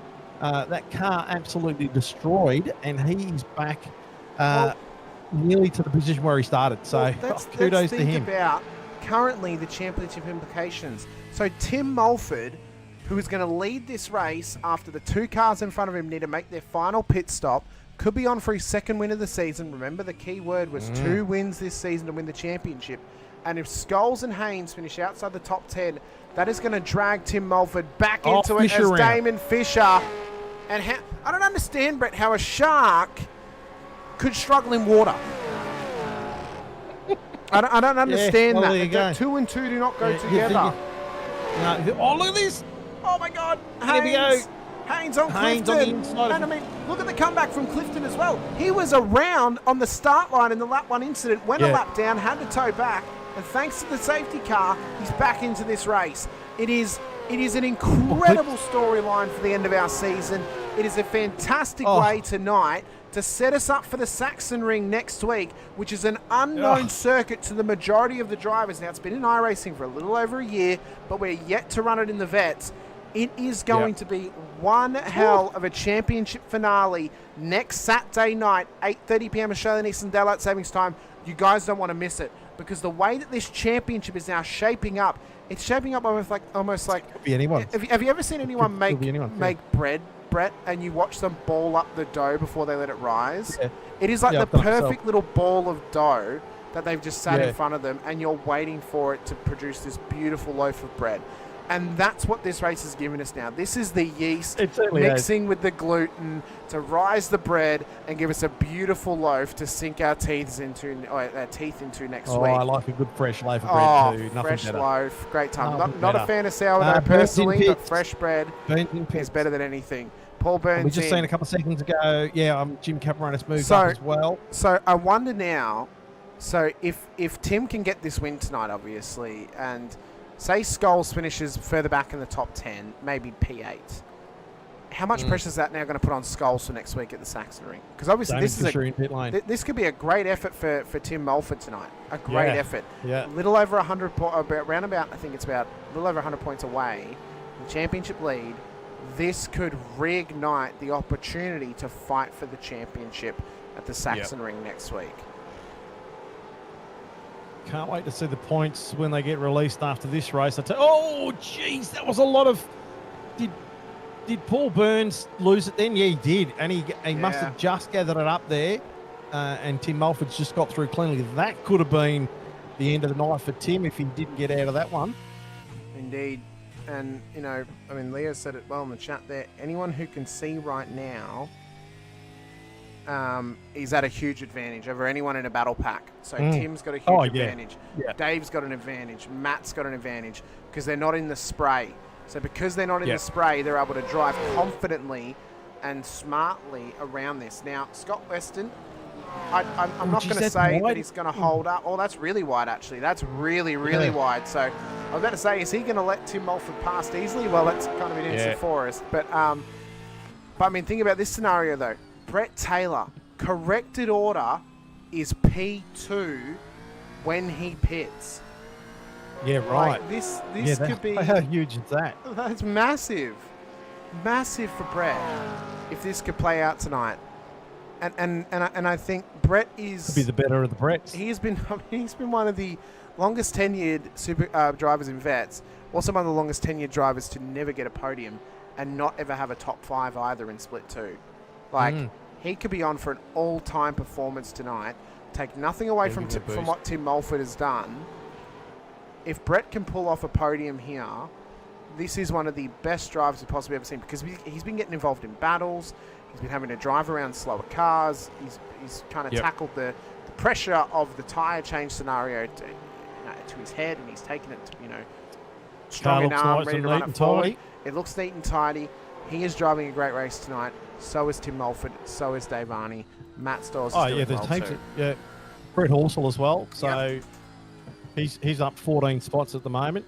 Yeah, they're all of them running fantastic races. And Chad Weiger, by the way, just on the back of Horsell, doing a great effort here as they try and chase down Bruce He's Tanek. having a look on the inside, but probably on the wrong side of that part of the track there. Can Right. you get over to the other side? So we've obviously got so much more to come throughout the rest of this race. So don't go anywhere. We're going to come back I'm very not going shortly with more action here out at the Red Bull Ring as the wet weather continues. Possible safety cars in our future as well. We've got 14 laps to go when we cross the strike the next time by. Who is going to be able to run home with the flippers and the brollies and get home dry in these wet conditions? Racecraft, well, a massive thank you to them as always. We're going to go for a quick ad break now, brought to you by Racecraft Simulations. If you're in the WA or Perth area, head over to 16 Grogan Road, Perth Airport. Chat to John and the team. They'll be able to help you out sorting out a deal or sorting out a rig for yourself as well. Don't go anywhere though. We're back very shortly here with round 9 of season 25 of the V8 Vets, live from the Red Bull Ring.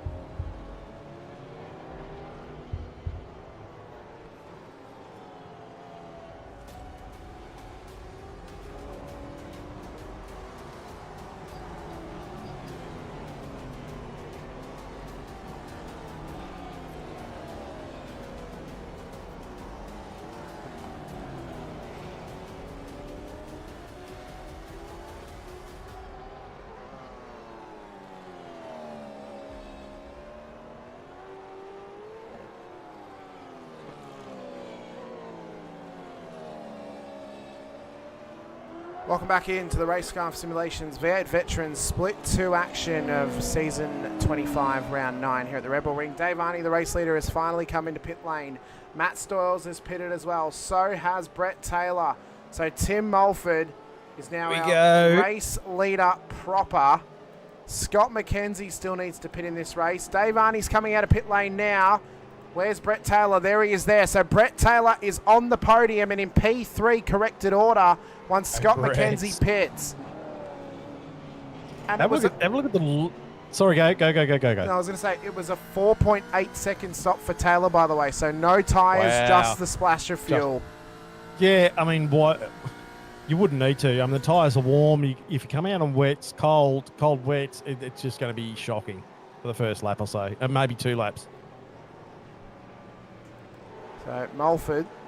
But have a look at that lead. Mulford's got 20 seconds. No. He does not want a safety car. Nah. The one thing that Tim Mulford does not want right now is race control to say safety car, boards and flags. That is the one. Safety car. He does safety not. car. Actually, no, the real words he doesn't want to hear is race control. I'm requesting a tow. That's what he doesn't want to hear. Yeah, I bet you there's some expletives said in his yeah. in his sim rig if that Oh, happens. yeah. But like I think someone said in the chats, you know, like it's a good 2 seconds a lap. If you're in clear air, you know, you don't have to worry about the spray. You've got clear vision. You can just drive, and you can just drive as hard as you like and hard as you possibly can in these conditions because you don't have that obstruction. You know, obviously you don't want to spear off track in you know, getting a slider in like that. But you know, hey, you're doing, who's this in pits? Mackenzie's in pits. Yeah, so Mackenzie's in. So Dave Arney is about to take P2 on the road. And Brett Taylor of East West Tasmania Racing is about to go onto the podium with 12 laps to go and a teammate behind him. Yeah, 29 positions gain. Matt Stoyles, 20 positions gain. This could be an absolute. If you're in Geelong tonight, keep your kids locked indoors because there could be a streaker running down running down past GMHBA Stadium, because Brett Taylor could be on for his very first Split 2 podium, his first Split 2 top 5, and I believe his first Split 2 top 10 as well. He's got 11 laps left to run, but these are now going to be the cleanest laps of Brett Taylor's life to get that EWT Camaro, the 175 Camaro, on the podium for the very first time. Tim Mulford, though, is in well control of this race, possibly on his way to his second win this season in what has been a strategic masterclass from Phoenix Racing Team once again, and that's what it has to be said. Strategic masterclass. The one thing he doesn't want is yellow flags and safety car boards and flags to go up, because that pit lane starters just said, you know, to leading this race, that has to be one of the best feelings. You know, how good is that? So far, anyway. I know. With the mocker on him. He doesn't want a safety car. If he gets a safety car, Dave Arney is going to be right on him on fresh tyres and able to pounce. The difference between them is Arnie's tyres are 3 laps old. Tim's tyres are 29 laps old. Like, I still think that in the right conditions, the tyres don't wear that bad. I mean, I would have loved to have seen what the tyre wear on Tim's you know, car was at the end of the race. It'd just be interesting stats to sort of have a look at. You know, even if he got down to 60%, you know, like that's still a reasonable amount of tyre left. You know. So you look at it from one camp, and you don't want that Racecraft Simulations McLaren on circuit as Clifton comes in. No. You look at it from the other camp, and you're screaming for Lucas Burt to press the button to bring the car on track. Yeah. And then you look at from the other camp, and you're thinking, well, I don't care what happens. I just want to stay where I am. That's the camp. Well, of Brett and that's Taylor. the things too. I mean, and it just seems that if he wait a minute. Brett O'Brien has gone round at the final corner. That car is stopped on the start finish straight. Oh my God. Here we go. Oh my God. This a safety car. Less than 10 laps to go. It's in a very inopportune position. Less than 10 laps to go. We're not within 5. Remember, that's the key number, is we're not within 5. Yeah. Yeah. Oh my Lord. It's looking more and more like a safety car. Tim Mulford has to push. He has to push now. Now, the thought process could be then, Brett, is if you're Tim Mulford, do you pit for tyres? You've got 20 seconds ahead. You're going to give up the lead to Arnie for sure, but are you going to give up the podium to Taylor or Stoyles? You're going to stay ahead of Tannick, you know that, but you can get fresh rubber on it and you can push. And that's where I don't have the knowledge of how. I mean, we see Vigor, Horsell, and Bush in pits. I just don't have the knowledge on how bad the wear is in these tyres in these conditions. So that's what I'd be interested in to see where they're at. So to give an update on pit stops. So Arnie and Stoyles' pit stops were 20 seconds apiece. So they had enough fuel to cover their tyres. So that's what they did. So they took 23 litres, which then covered the time needed for tyres. Takes 20 seconds for tyres, 2.3 litre per second stop. So it's 20 seconds for their stops. So Mulford didn't take tyres on his last stop. He's been on his tyres since lap 8. With this gap, I mean, you could come in. You could come in and risk it, surely. Yeah. I mean, I don't know. It's such a gamble. Yeah, he has stayed out. As said. I think if I was in his position, I would have come in, put some fresh boots on it, not have to worry about the degradation comparatively to Arnie. But in that sense, you do have to then fight your way forward past Stoyles and Taylor and Arnie as well. So it'd be interesting to see, I know we're under safety car conditions now, so that's not going to be a true indicator of what the lap times were. But so Tim just said that he needed 31 seconds to be clear for tyres. So he could have pitted, taken tyres, he would have given up the lead to Dave, but he wouldn't have been passed by Brett. He would have come out in front of Brett and Matt Stoyles. So I think in that sense he should have taken them, because he would have been right behind Dave and he would have been on the freshest tyres. Yeah, we'll see. We'll see whether he gets We'll see how harassed. this pans out. We're going to be here for a minute because we're going to have to do some wave arounds. P23 back are all a lap down, so they're all going to have to get waved around. There's 3 drivers out of this race thus far. Steve Grumley, Andrew Hoffman, and Mark Houghton. Everyone is still running at the moment. Just to give the update on the championship, just quickly, Brett.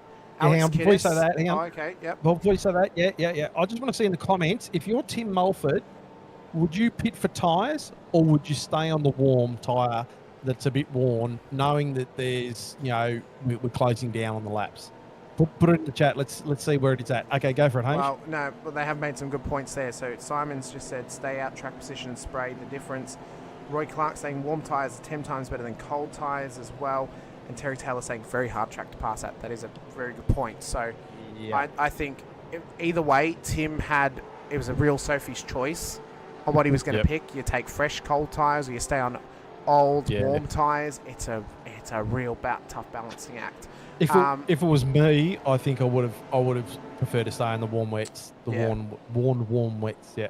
Well, so what we've got at the moment is so in terms of the championship, Alex Kiddis is back in P28. If he finishes around there tonight, I'm sorry, Alex, that's championship done. That is him out of the battle for the championship. He's going to be too far away for that to mathematically even be a chance, with Matt Scholes currently in P6 and Simon Haynes currently in P18. So they're both gaining points on him tonight. Tim Mulford is obviously winning the race at the moment, and Dave Arney is in P2. Jim Caparone is P9. So they're all gaining points on him, with his 2 drop rounds being a 0 and a -4. That is Kiddis out, plus the fact he very likely got points penalties because of the incidents that he had in this race tonight. So now the drivers I look to who are in this championship battle going into next week at the Saxon Ring, Matt Scholes, Simon Haynes, Tim Mulford, Dave Arney, Jim Caparonis, and I think the most likely championship battle we're going to see next week is Tim Mulford and Matt Scholes. Maybe Simon Haynes if he can gain some positions. Ooh. I love the fact that it's not a runaway at this point of the championship. I love it when it comes down to the last race. Still anyone's bet. I think that is the ultimate. So I've also just had confirmation as well from Dave Arney. He didn't take tyres on his last stop. He stayed on the warm wets. Yeah. Very interesting. Wow. Very interesting. So we have an opportunity now for Tim Mulford to take a crucial second race win this season to reignite the championship hopes. There's also the opportunity for Dave Arney to win his first race this season.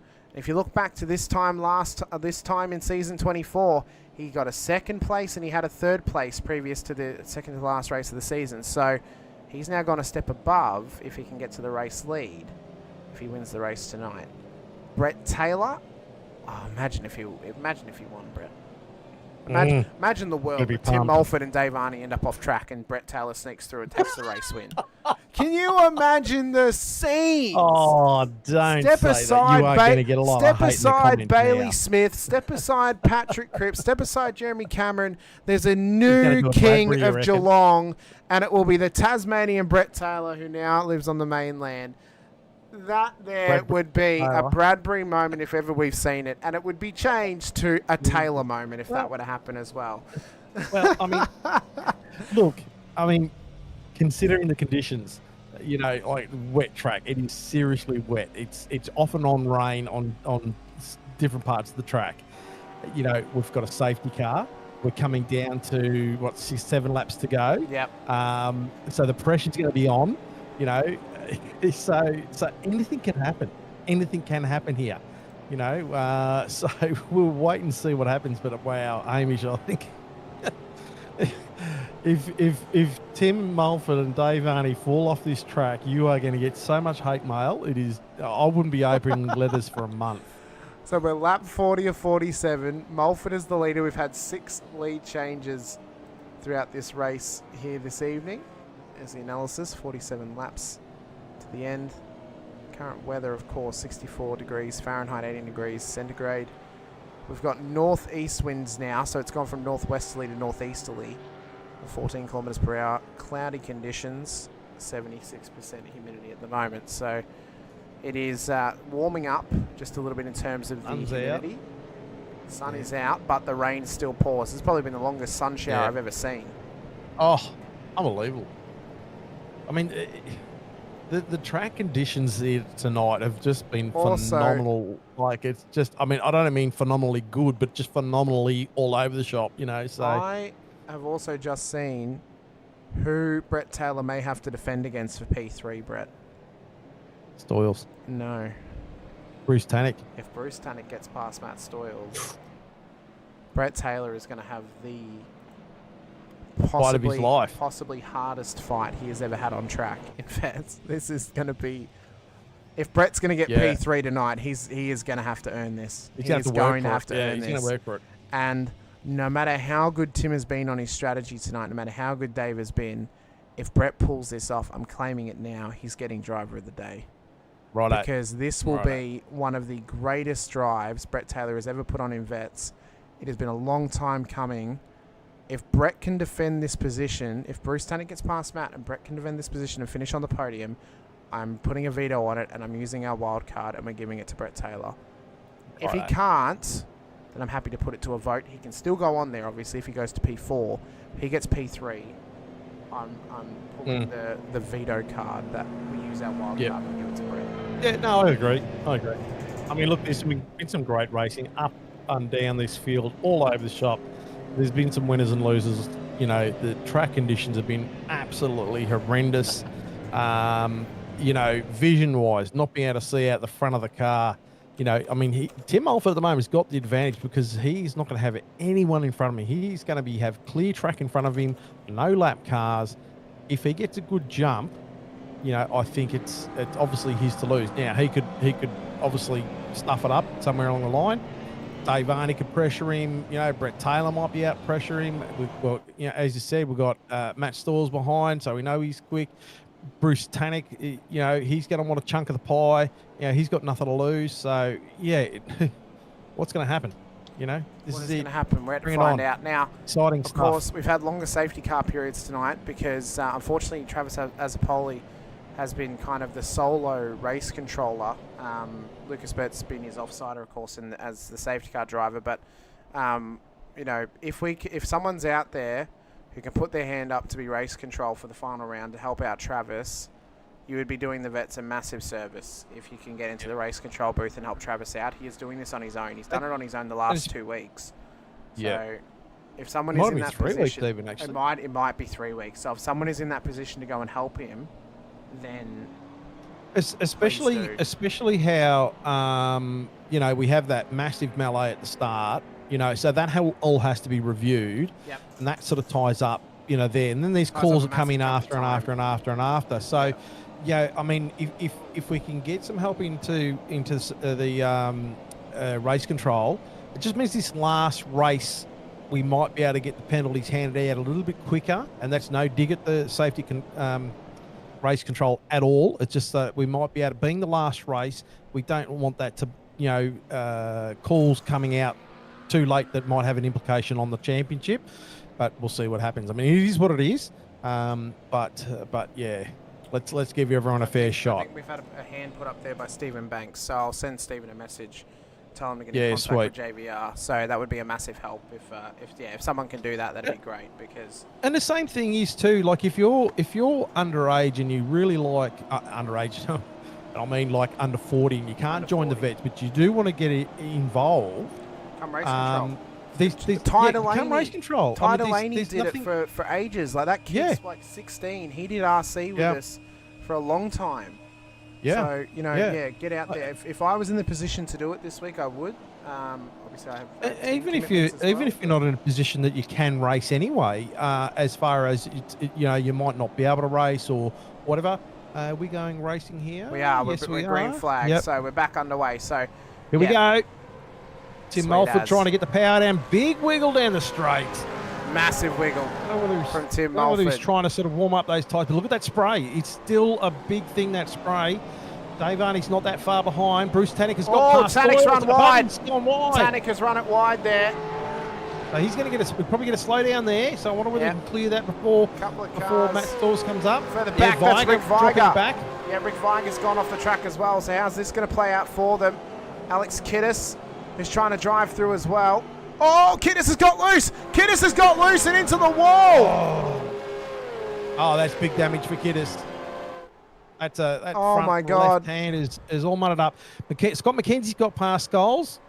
And we've got an off track by Hedesheed. We do. I think he's back there. He's within the spray. We're just trying to see through. Oh my God, that is heavy damage. Massive damage. That is massive damage on that car. Yeah, wow. And this is going to go compressed down here. Randall's making moves as well here, Brett. He's trying to fight his way forward on your outside at the moment. Get out of it, Randall. Get out. Get into him, Randall. Get into him, Randall. Nah, yeah. I do want to point out at this point of the race, all the other splits had finished, and we had the drivers in watching Shane's last 5 laps. Coming back at Tannick. I just kept updating. Oh, we see Baxter side by side. Some of the Baxter and Quayne. Baxter and Quayne are off the road down at turn 7. So it's a massive off down there. So there are 5 laps to go. 5 laps for Tim Mulford to survive the onslaught of Dave Arney. And it's 5 laps for Brett Taylor to survive on the podium to Bruce Tannick, who is chasing him down. Here's Arney trying to get up on Mulford. Yeah, so Mulford hasn't been able to shake Arney. He's there within half a second. He can't get the run to the final corner. That there in the background. Sorry, it was McKenzie getting loose. Yep. So this is on. So Tannick is about a second and a half behind Brett Taylor. So there's a bit of a gap there. So he's got a little bit of a relief, but this battle up the front is still on for young and old. Crosby having a little bit of a look on Scholes, unless it was just gone past.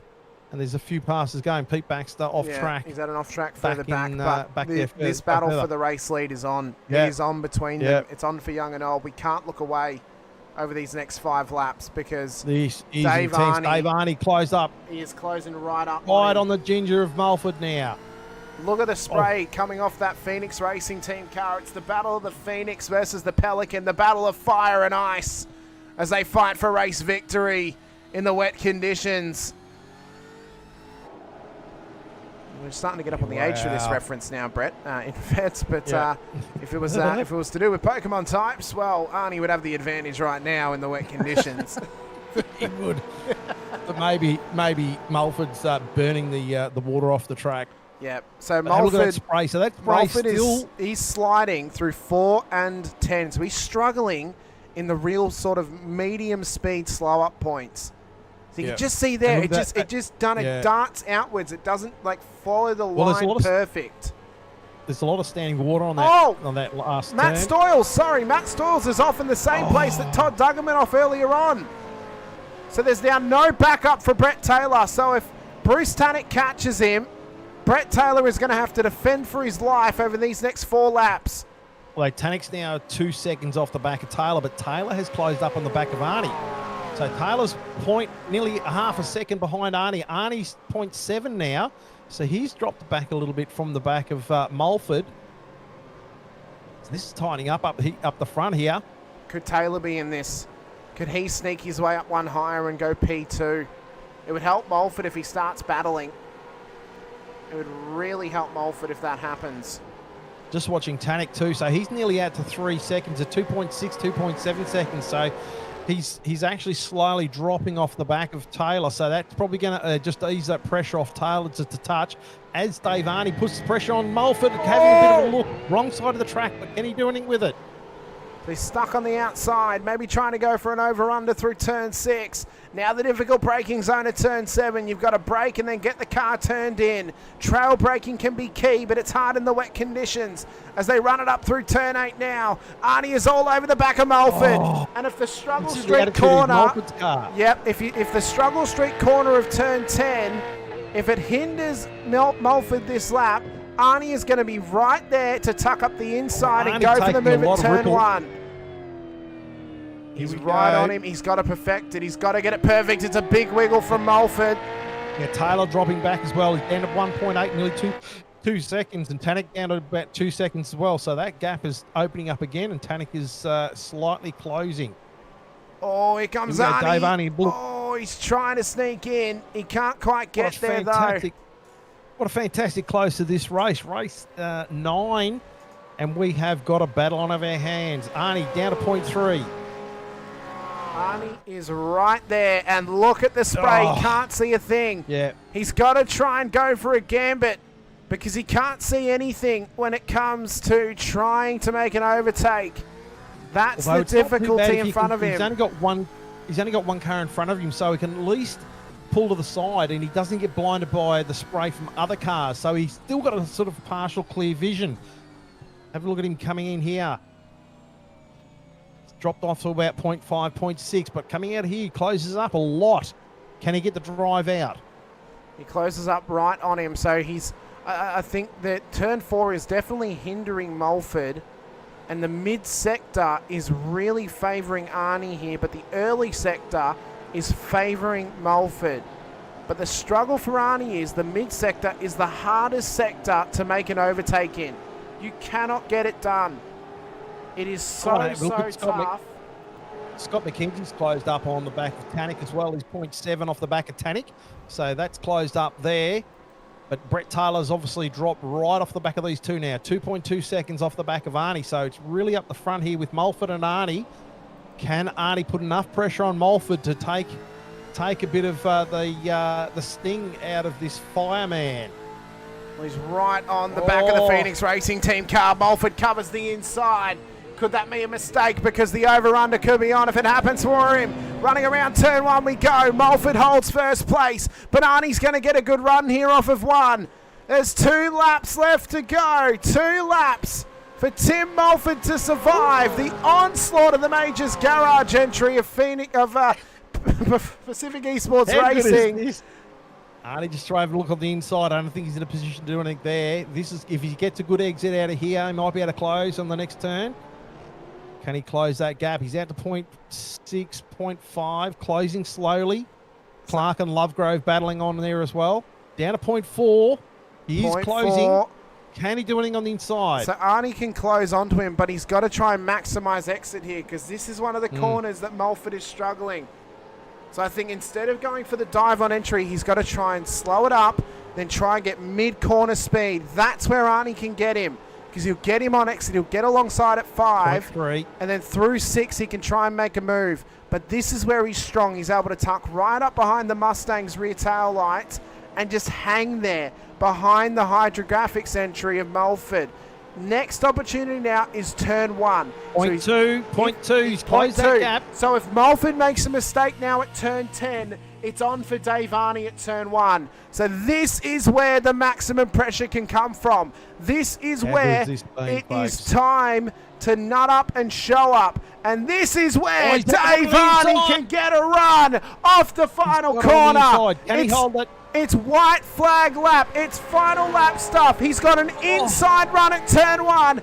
Dave Arney, who hasn't led a lap off the restart, is going to come through turn 1 on Mulford. He's going to get a better drive up towards 3. No, he but doesn't. It's a drag race. Got a better drive. It's a drag race to turn 3, Brett. Which one of them's going to get it? Arnie's edged ahead. Arnie's on the inside. He is on the inside, and he's slightly ahead of Mulford as well. King of the braking zones. King of the last late breakers. Who's going to get it? Arnie's ahead at 3. Arnie is ahead at turn 3, and Mulford can't Mulford's do got a good anything exit. about it. No, Mulford's got a good exit. He's got a great exit out of there. Dave Arnie's trying to squeeze him across the inside of the track. Mulford hasn't got much room here, but can he do anything? It looks like he's had to back out slightly. He's had to back So out of Arnie's it. got the... Oh, look at that! Little bump. Oh, bit of a touch. The smallest of bumps. And look at Tanik. He's right on Taylor as well. So this is not over.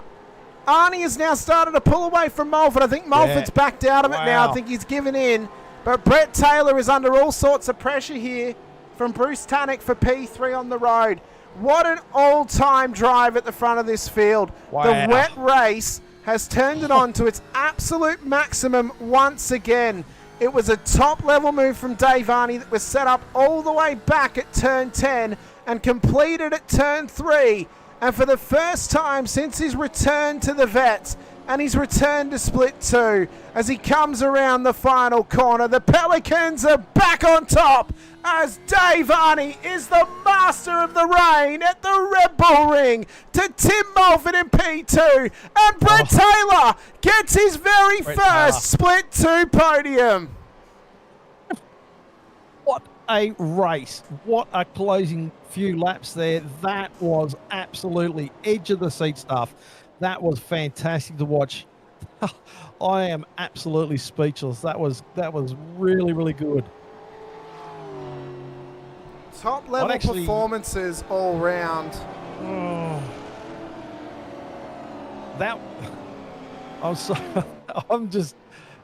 was an absolute fantastic last closing laps. I mean, do you know what I'd love to do, Hamish? I would love to give Dave Arnie and Brett Taylor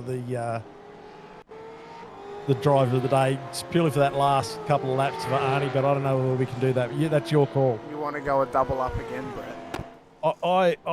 I just think that pass, that the way Arnie closed those last few laps and made that move in these conditions was just absolutely sensational. He was just precision perfect with where he put the car, how he did it. There was no touching, no bashing, no clashing. I think it was fantastic. I That's your call. agree with you as well. It was great, and I think he did race exceptionally well. Post-race highlights about to come your way. The highlights. Here we go. And this was the moment. Okay, we'll go back. We'll get a much better angle. Yeah. So, this was the race start. This was the first initial incident that we kind of called out. And you see there, Kittis got a good start. He got a good start, but he just turned over the nose of Skulls, and then everyone just piles in. Bush up in the air, front splitters, rear splitters everywhere. Wow. Randall nearly got taken out there. I know. And then we saw Tim Mulford. That is huge. We saw Tim Mulford exit pit lane, of course, through all of that. So he managed to keep his car clean. He was probably the luckiest. Him and yourself were probably the luckiest drivers to ever have a rear of grid or a pit lane start. That was that we've ever seen. And then we got going again.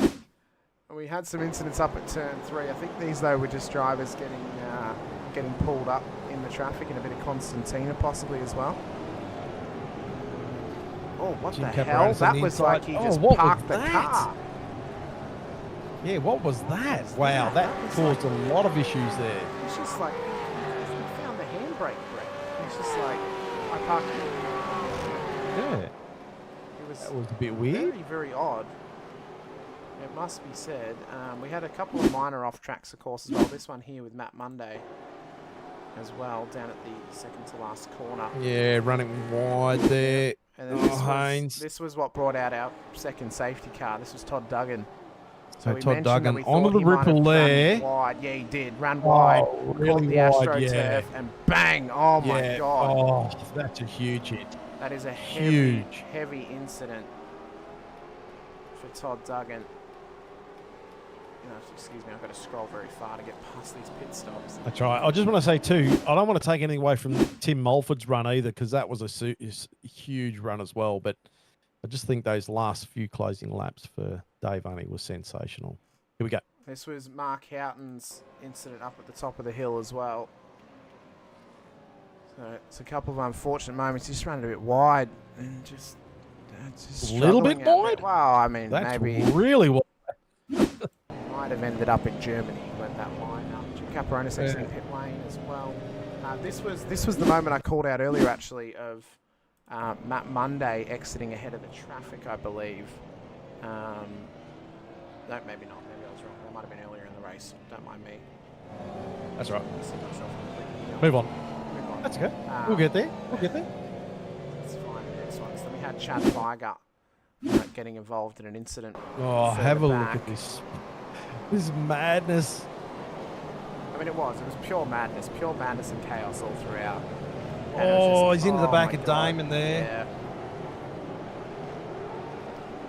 Just unfortunate and And messy. yeah, he's for a little stuck bit. there. Probably a lock on the brake, you know. I'm just glad it wasn't me. I'm glad it was Damon and not you.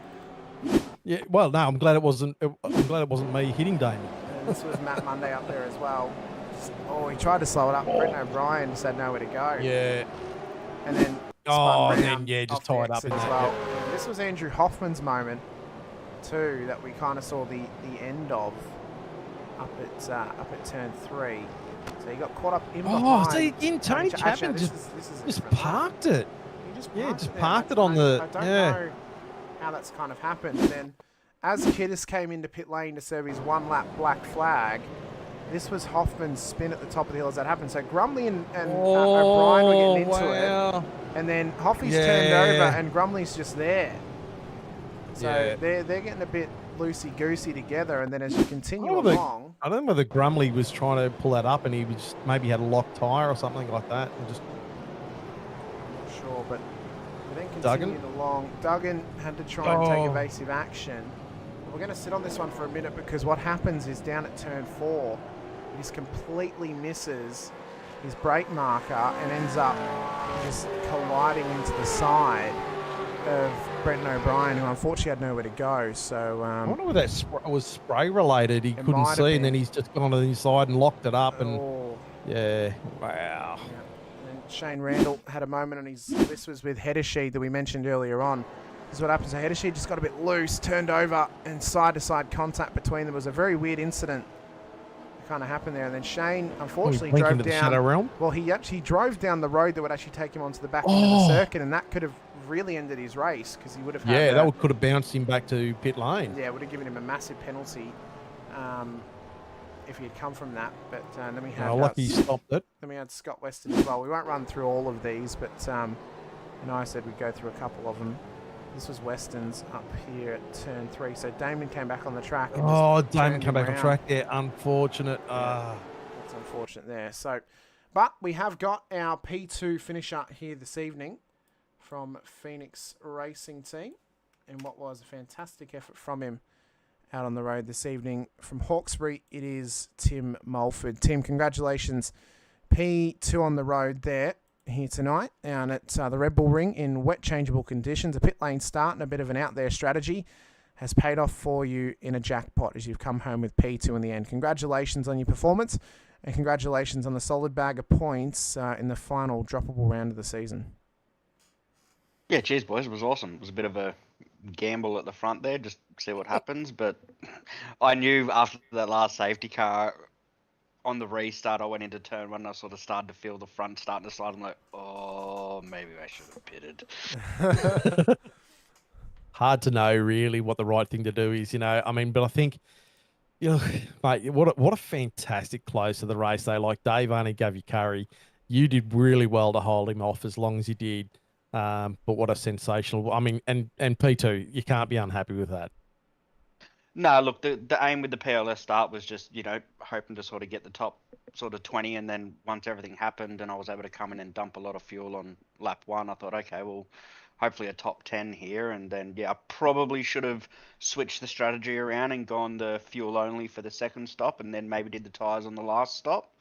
But I was hoping, I thought, oh, okay, we're going to stay green here. I was just hoping it was going to stay green for the rest of the race. Now, obviously, 1 round to go, Tim. This is a solid points haul for you in the championship. Kind of drags you back up towards Simon and Matt. How are you feeling going into next week's race? Obviously, this is You're still only on 1 win this season, but could maybe get a 2 if you've had some running at the Saxon Ring previously. Are you feeling confident going into next week's race, or is it a bit of an unknown for you being a new track into the vets? Yeah, new track, and hopefully iRacing fix these stutter issues that a lot of people seem to be having, because I started copping it this week and copped it a couple of times in the race, but lucky no one was around me when I copped it. But look, after Sandown, I should have had a similar result at Sandown as what I had tonight, but that sort of championship over. But hoping for a top 5, and if I can get a top 5, then maybe go up to split 1, but we'll just see what happens next week. Well, time will tell, Tim. Congratulations on your performance once again. P2 on the road here at the Red Bull Ring, one of the masters of the wet.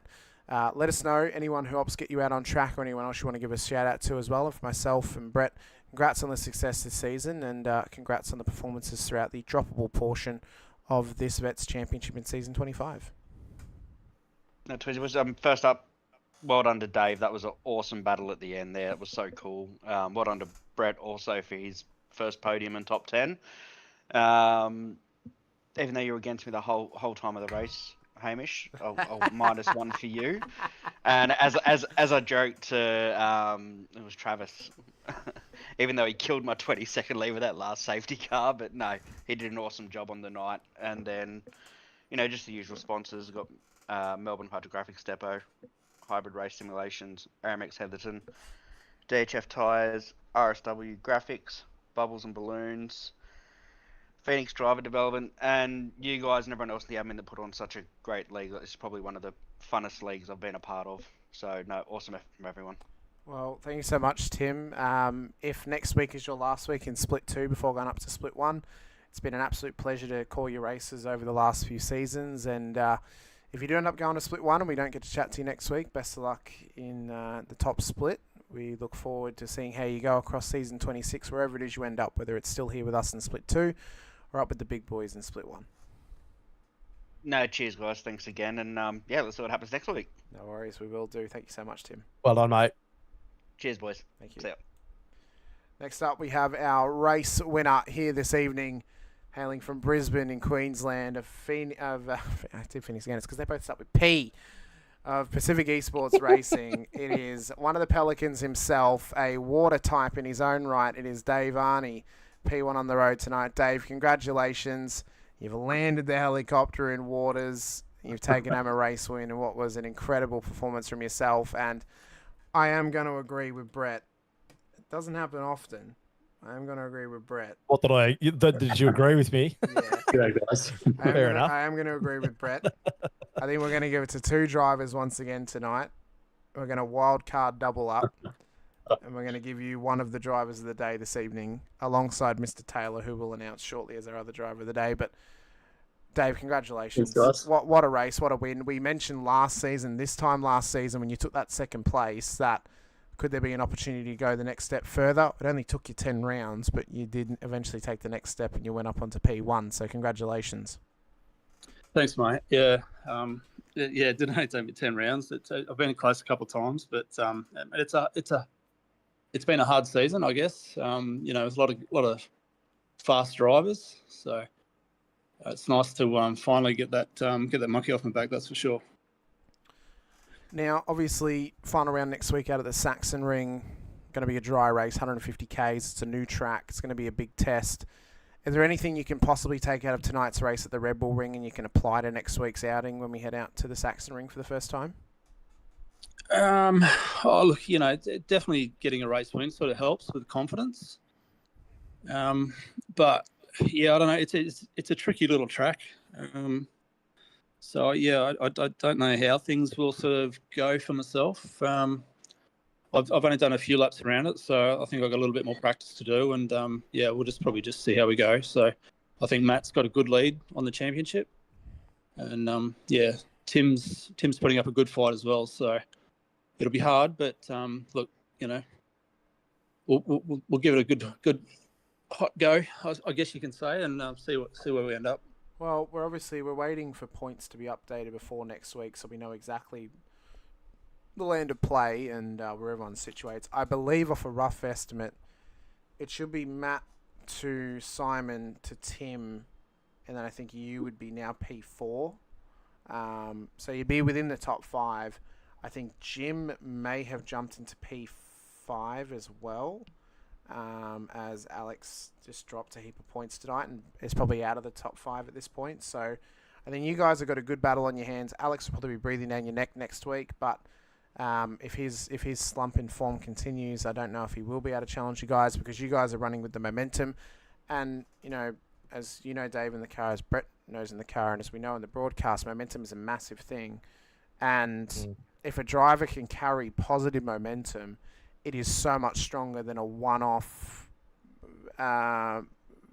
race of faith to try and make yourself, a hero and a superstar and getting to the next stage. And I think the momentum is going to swing with you guys now into this final round, where the top 5, I don't see any of you actually dropping out at the Saxon Ring, barring a massive mistake and a massive blunder next week.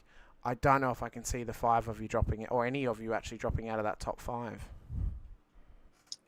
No, I think like you said, Hamish, like momentum is a big thing, and these guys like Scholes, Mulford, Jim, everyone's, and even Simon, have all had the momentum, and that does flow on. So hopefully, that can continue on, and I remain in the top 5, and I'd be happy with that as well. So.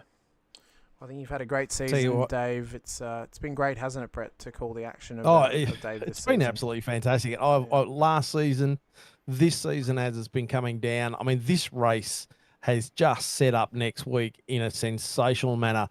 Just watching your car scoot around at the moment, and that Pelican absolutely just loving the wet. And mate, it just that was just a sensational finish to this race. It was just absolutely magic. So congratulations, mate, on taking the win. You've done a fantastic job. Hope you go all well next week. I hope we have it. Look, and I hope we have a cracking race next week to finish out this season. And I think it's been an equally as good season as last season. And, anyone who takes out this championship is going to be well deserved. So, well done for tonight, though. That was brilliant. Thanks, mate. Yeah, much appreciated. And full credit to Tim too. Tim had a great strategy 100%. And a great race, and so did Brett. It's good to see Brett Taylor up there, and I've had some battles with Brett along the way over the years, and it's good to see him finally back up on the podium, and So, Dave, we really appreciate your time. Thank you so much for coming and have a chat to us. Is there anyone you want to give a shout out to before we let you go this evening? Cheers, mate. I'll just thank the sponsors. So just a shout out to all the guys and the team at Pacific Esports Racing. They're a great bunch of blokes, and always willing to help. Couple of sponsors: Lake Edge Holiday Units in Burrell Lake, New South Wales, Majors Garage, One Shot Pest Management at Ulladulla, Truck Races, 8 Rivers Photography, and W Energy Drinks. And just a huge shout out to all the guys and that are behind the scene of the V8 Vets, race control, safety car drivers. They do a great job every week, and it's tough for them. So massive shout out to them, and also to you, Hamish and Brett, for the broadcast each week. Well, has Pelican got a name on the side of your car? No, I don't think it does. Oh well, we'll leave that one with you, and we'll see. Maybe we'll call it Paul the Pelican. Paul the Pelican. Sorry, Hamish, I cut you off then. You love when I do that. No, you're right. Well, well deserved, Dave. Best of luck next week at the Saxon Ring. Thanks so much for coming and have a chat to us. Thanks, mate. Thanks, Hamish. Thanks, Brett. And thanks, guys. Mate. Thank you, mate. Well, he's not here to have a chat to us, but keep an eye out on the streets of Geelong through Newtown and possibly through Ocean Grove and Port Arlington. Our other driver of the day, it has to go to the 175 of Brett Taylor as well. I mean, what a drive from Brett. His first podium in the Vets. I think both drivers deserved it tonight. There was no denying that, and I think both of them took home a very solid performance. So congratulations to Brett. Best of luck in the final round to you. He's got a cracking first name. He does. Yep, great first name. Be better if it was Hamish, but Brett's a good first name as well. But no, congratulations to Brett as our other driver of the day too. So congratulations to both of those guys. But well, what it means is we are now one race away from crowning another Split 2 champion here in the Racecraft Simulations V8 Veterans. Is it going to be a two-time champion in Matt Scholes? Is it going to be a first-time champion in Split 2 for Simon Haynes?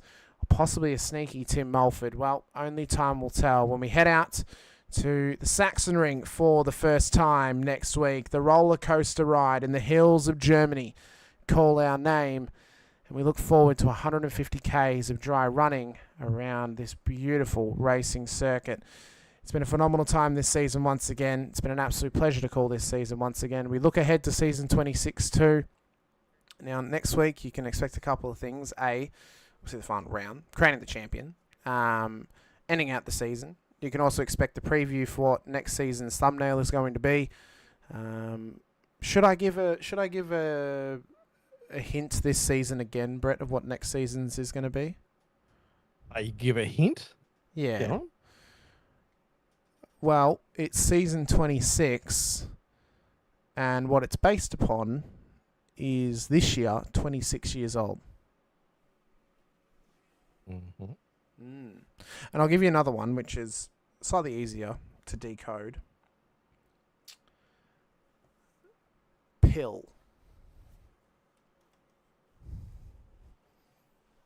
I'll let everyone figure that out at home. Yeah, we'll have to think about it. You'll find out. You'll find out. That. You'll find out what it is when we're off the air, Brett. But yeah, so we'll be revealing the theme for next season. Of course, it's one of the fun things about working with vets is I do get to throw a bit of a theme around. Yep. So it's going to be a fun time. But big shout out, though, to all of our series sponsors, of course. Racecraft Simulations, the long-time title sponsors of the series. Logitech G as well, Parramatta Isuzu Ute, Player One Sim Gear, Nova Sim Sports, Südspeed Gloves, LGC Images, and M1 Used Cars for the Driver of the Day award. This week, it went the way of Dave Varney and Brett Taylor. Next week, it could go to you. But for myself, Hamish Munro Brett Taylor alongside, appreciate your time, appreciate you for being here with us once again. If you're watching on the V8 Veterans channel, be sure to hit the like button, to subscribe, the bell icon too, so you're notified whenever we go racing with the Split 2, Split 3, and Split 4 action. You'll be able to catch the replay broadcast of the final round next weekend, Friday night, 9 p.m. for the Split 4 action, 6:30 p.m. Australian Eastern Daylight Savings Time for the Split 3 action on Saturday, and 8:30 p.m. Australian Eastern Daylight Savings Time for the Split 2 action on Saturday as well. If you're on the Infinity Broadcasting channel, be sure to hit the like button, to subscribe, the bell icon too. We've just ticked over 260 subscribers, so it's a massive thank you to everyone who has helped support us over there. I'd love to hit 300 subscribers by the end of the year, so if you're on the Vets channel and you haven't gone to Infinity Broadcasting and subscribed, head over there, subscribe.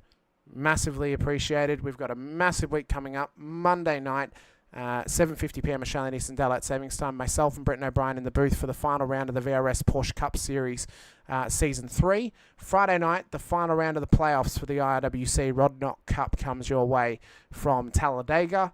And Saturday, we go racing for the Vets. And Monday morning, 11:50 a.m., we get some American oval racing on Infinity Broadcasting on December 1st. We bring you Highside Motorsports first round out of Nashville Speedway for the HSM 150. So go and check that stuff out when it is going live. Subscribe and click the bell icon on the channel so you're notified when those streams go up. It's going to be a fun time throughout the rest of 2026 and into 2025 as well. But I've been Hamish Munro Brett Fisher alongside. Thank you so much all for joining us once again. See you guys next week out at the Saxon Ring. But until then, stay safe, drive hard, and as always, bye for now. With lines screaming, tires bleeding, virtual cubes, the motor's breathing, engine thunder from down under. Listen, fire, turn asunder, put your name in lights. Oh, with the Vets tonight, it's a 1,000 decibel supercar fight. Burn this track to the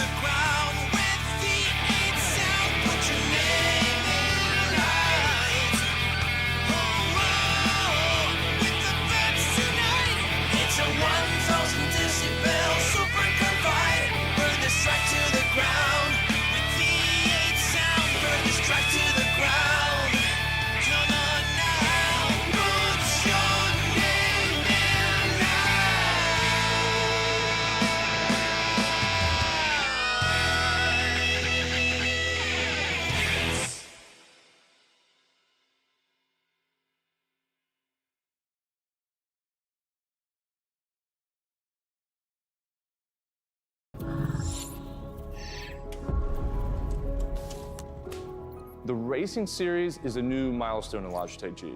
All the great old wheels, the G29, the G920, the G923, they all have their own unique way of connecting to each other, but there's no room for expansion with those products.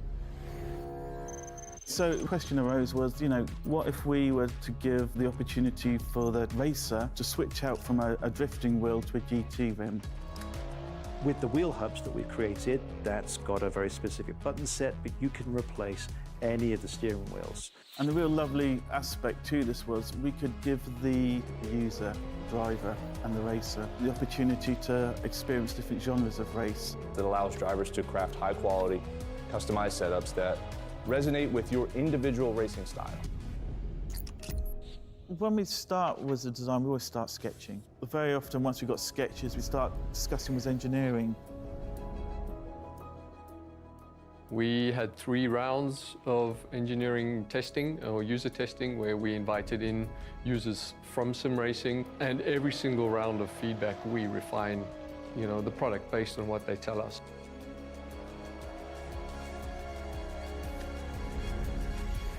In the sim racing lab, again, we're going to use data to really analyze what a driver needs. We've used everything from eye tracking to the inputs from the pedals, the inputs from the, let's say, input devices, the wheel and the pedals, the shifter.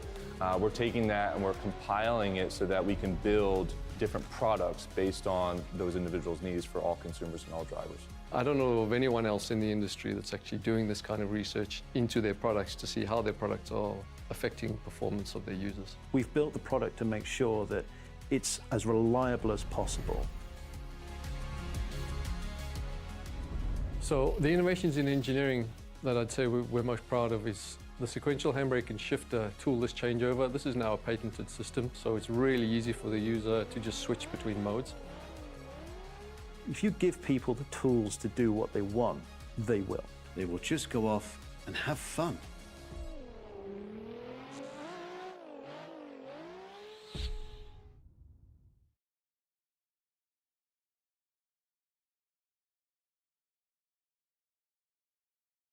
Introducing the Rackraft PT1, custom-built full chassis racing simulator.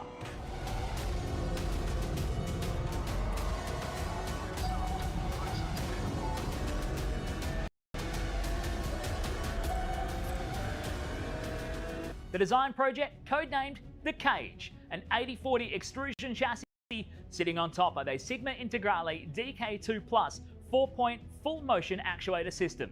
No compromises in the cockpit of the PT1 simulator. To maximize the experience, we start with the 49-inch ultra-wide monitor for the greatest field of view in a small footprint of the simulator, down to the SimuCube wheelbase that's tucked up and behind the monitors with SimCore extensions to get things out of the driving area. Everything is connected to a Cube Controls GTX steering wheel with the built-in dash and all the extra button functions available at your fingertips. Driving through the Raceworks S1 pedals, the potentiometer throttle and the 2 hydraulic pedals for brake and clutch ensures you maximize the feel underfoot, and seating yourself into an OMP HTER bucket racing seat with OMP belts connected to a G-belt tensioner to provide that extra feeling and the heightened experience while you're driving. Additional interfaces and accessories in the PT1, we have twin butt kickers, one on either side of the OMP seat, as well as a Jinx sequential shifter, the SimPush Race Logic timer to the left-hand side, a Racecraft built-in WinSim kit with Philips Hue lighting and a built-in soundbar, plus the OMP side net to finish off the experience in the PT1. The Racecraft PT1, build number 1, the ultimate in sim racing experience, combining the best products in the market with the passionate, no compromise approach that goes beyond racing simulation.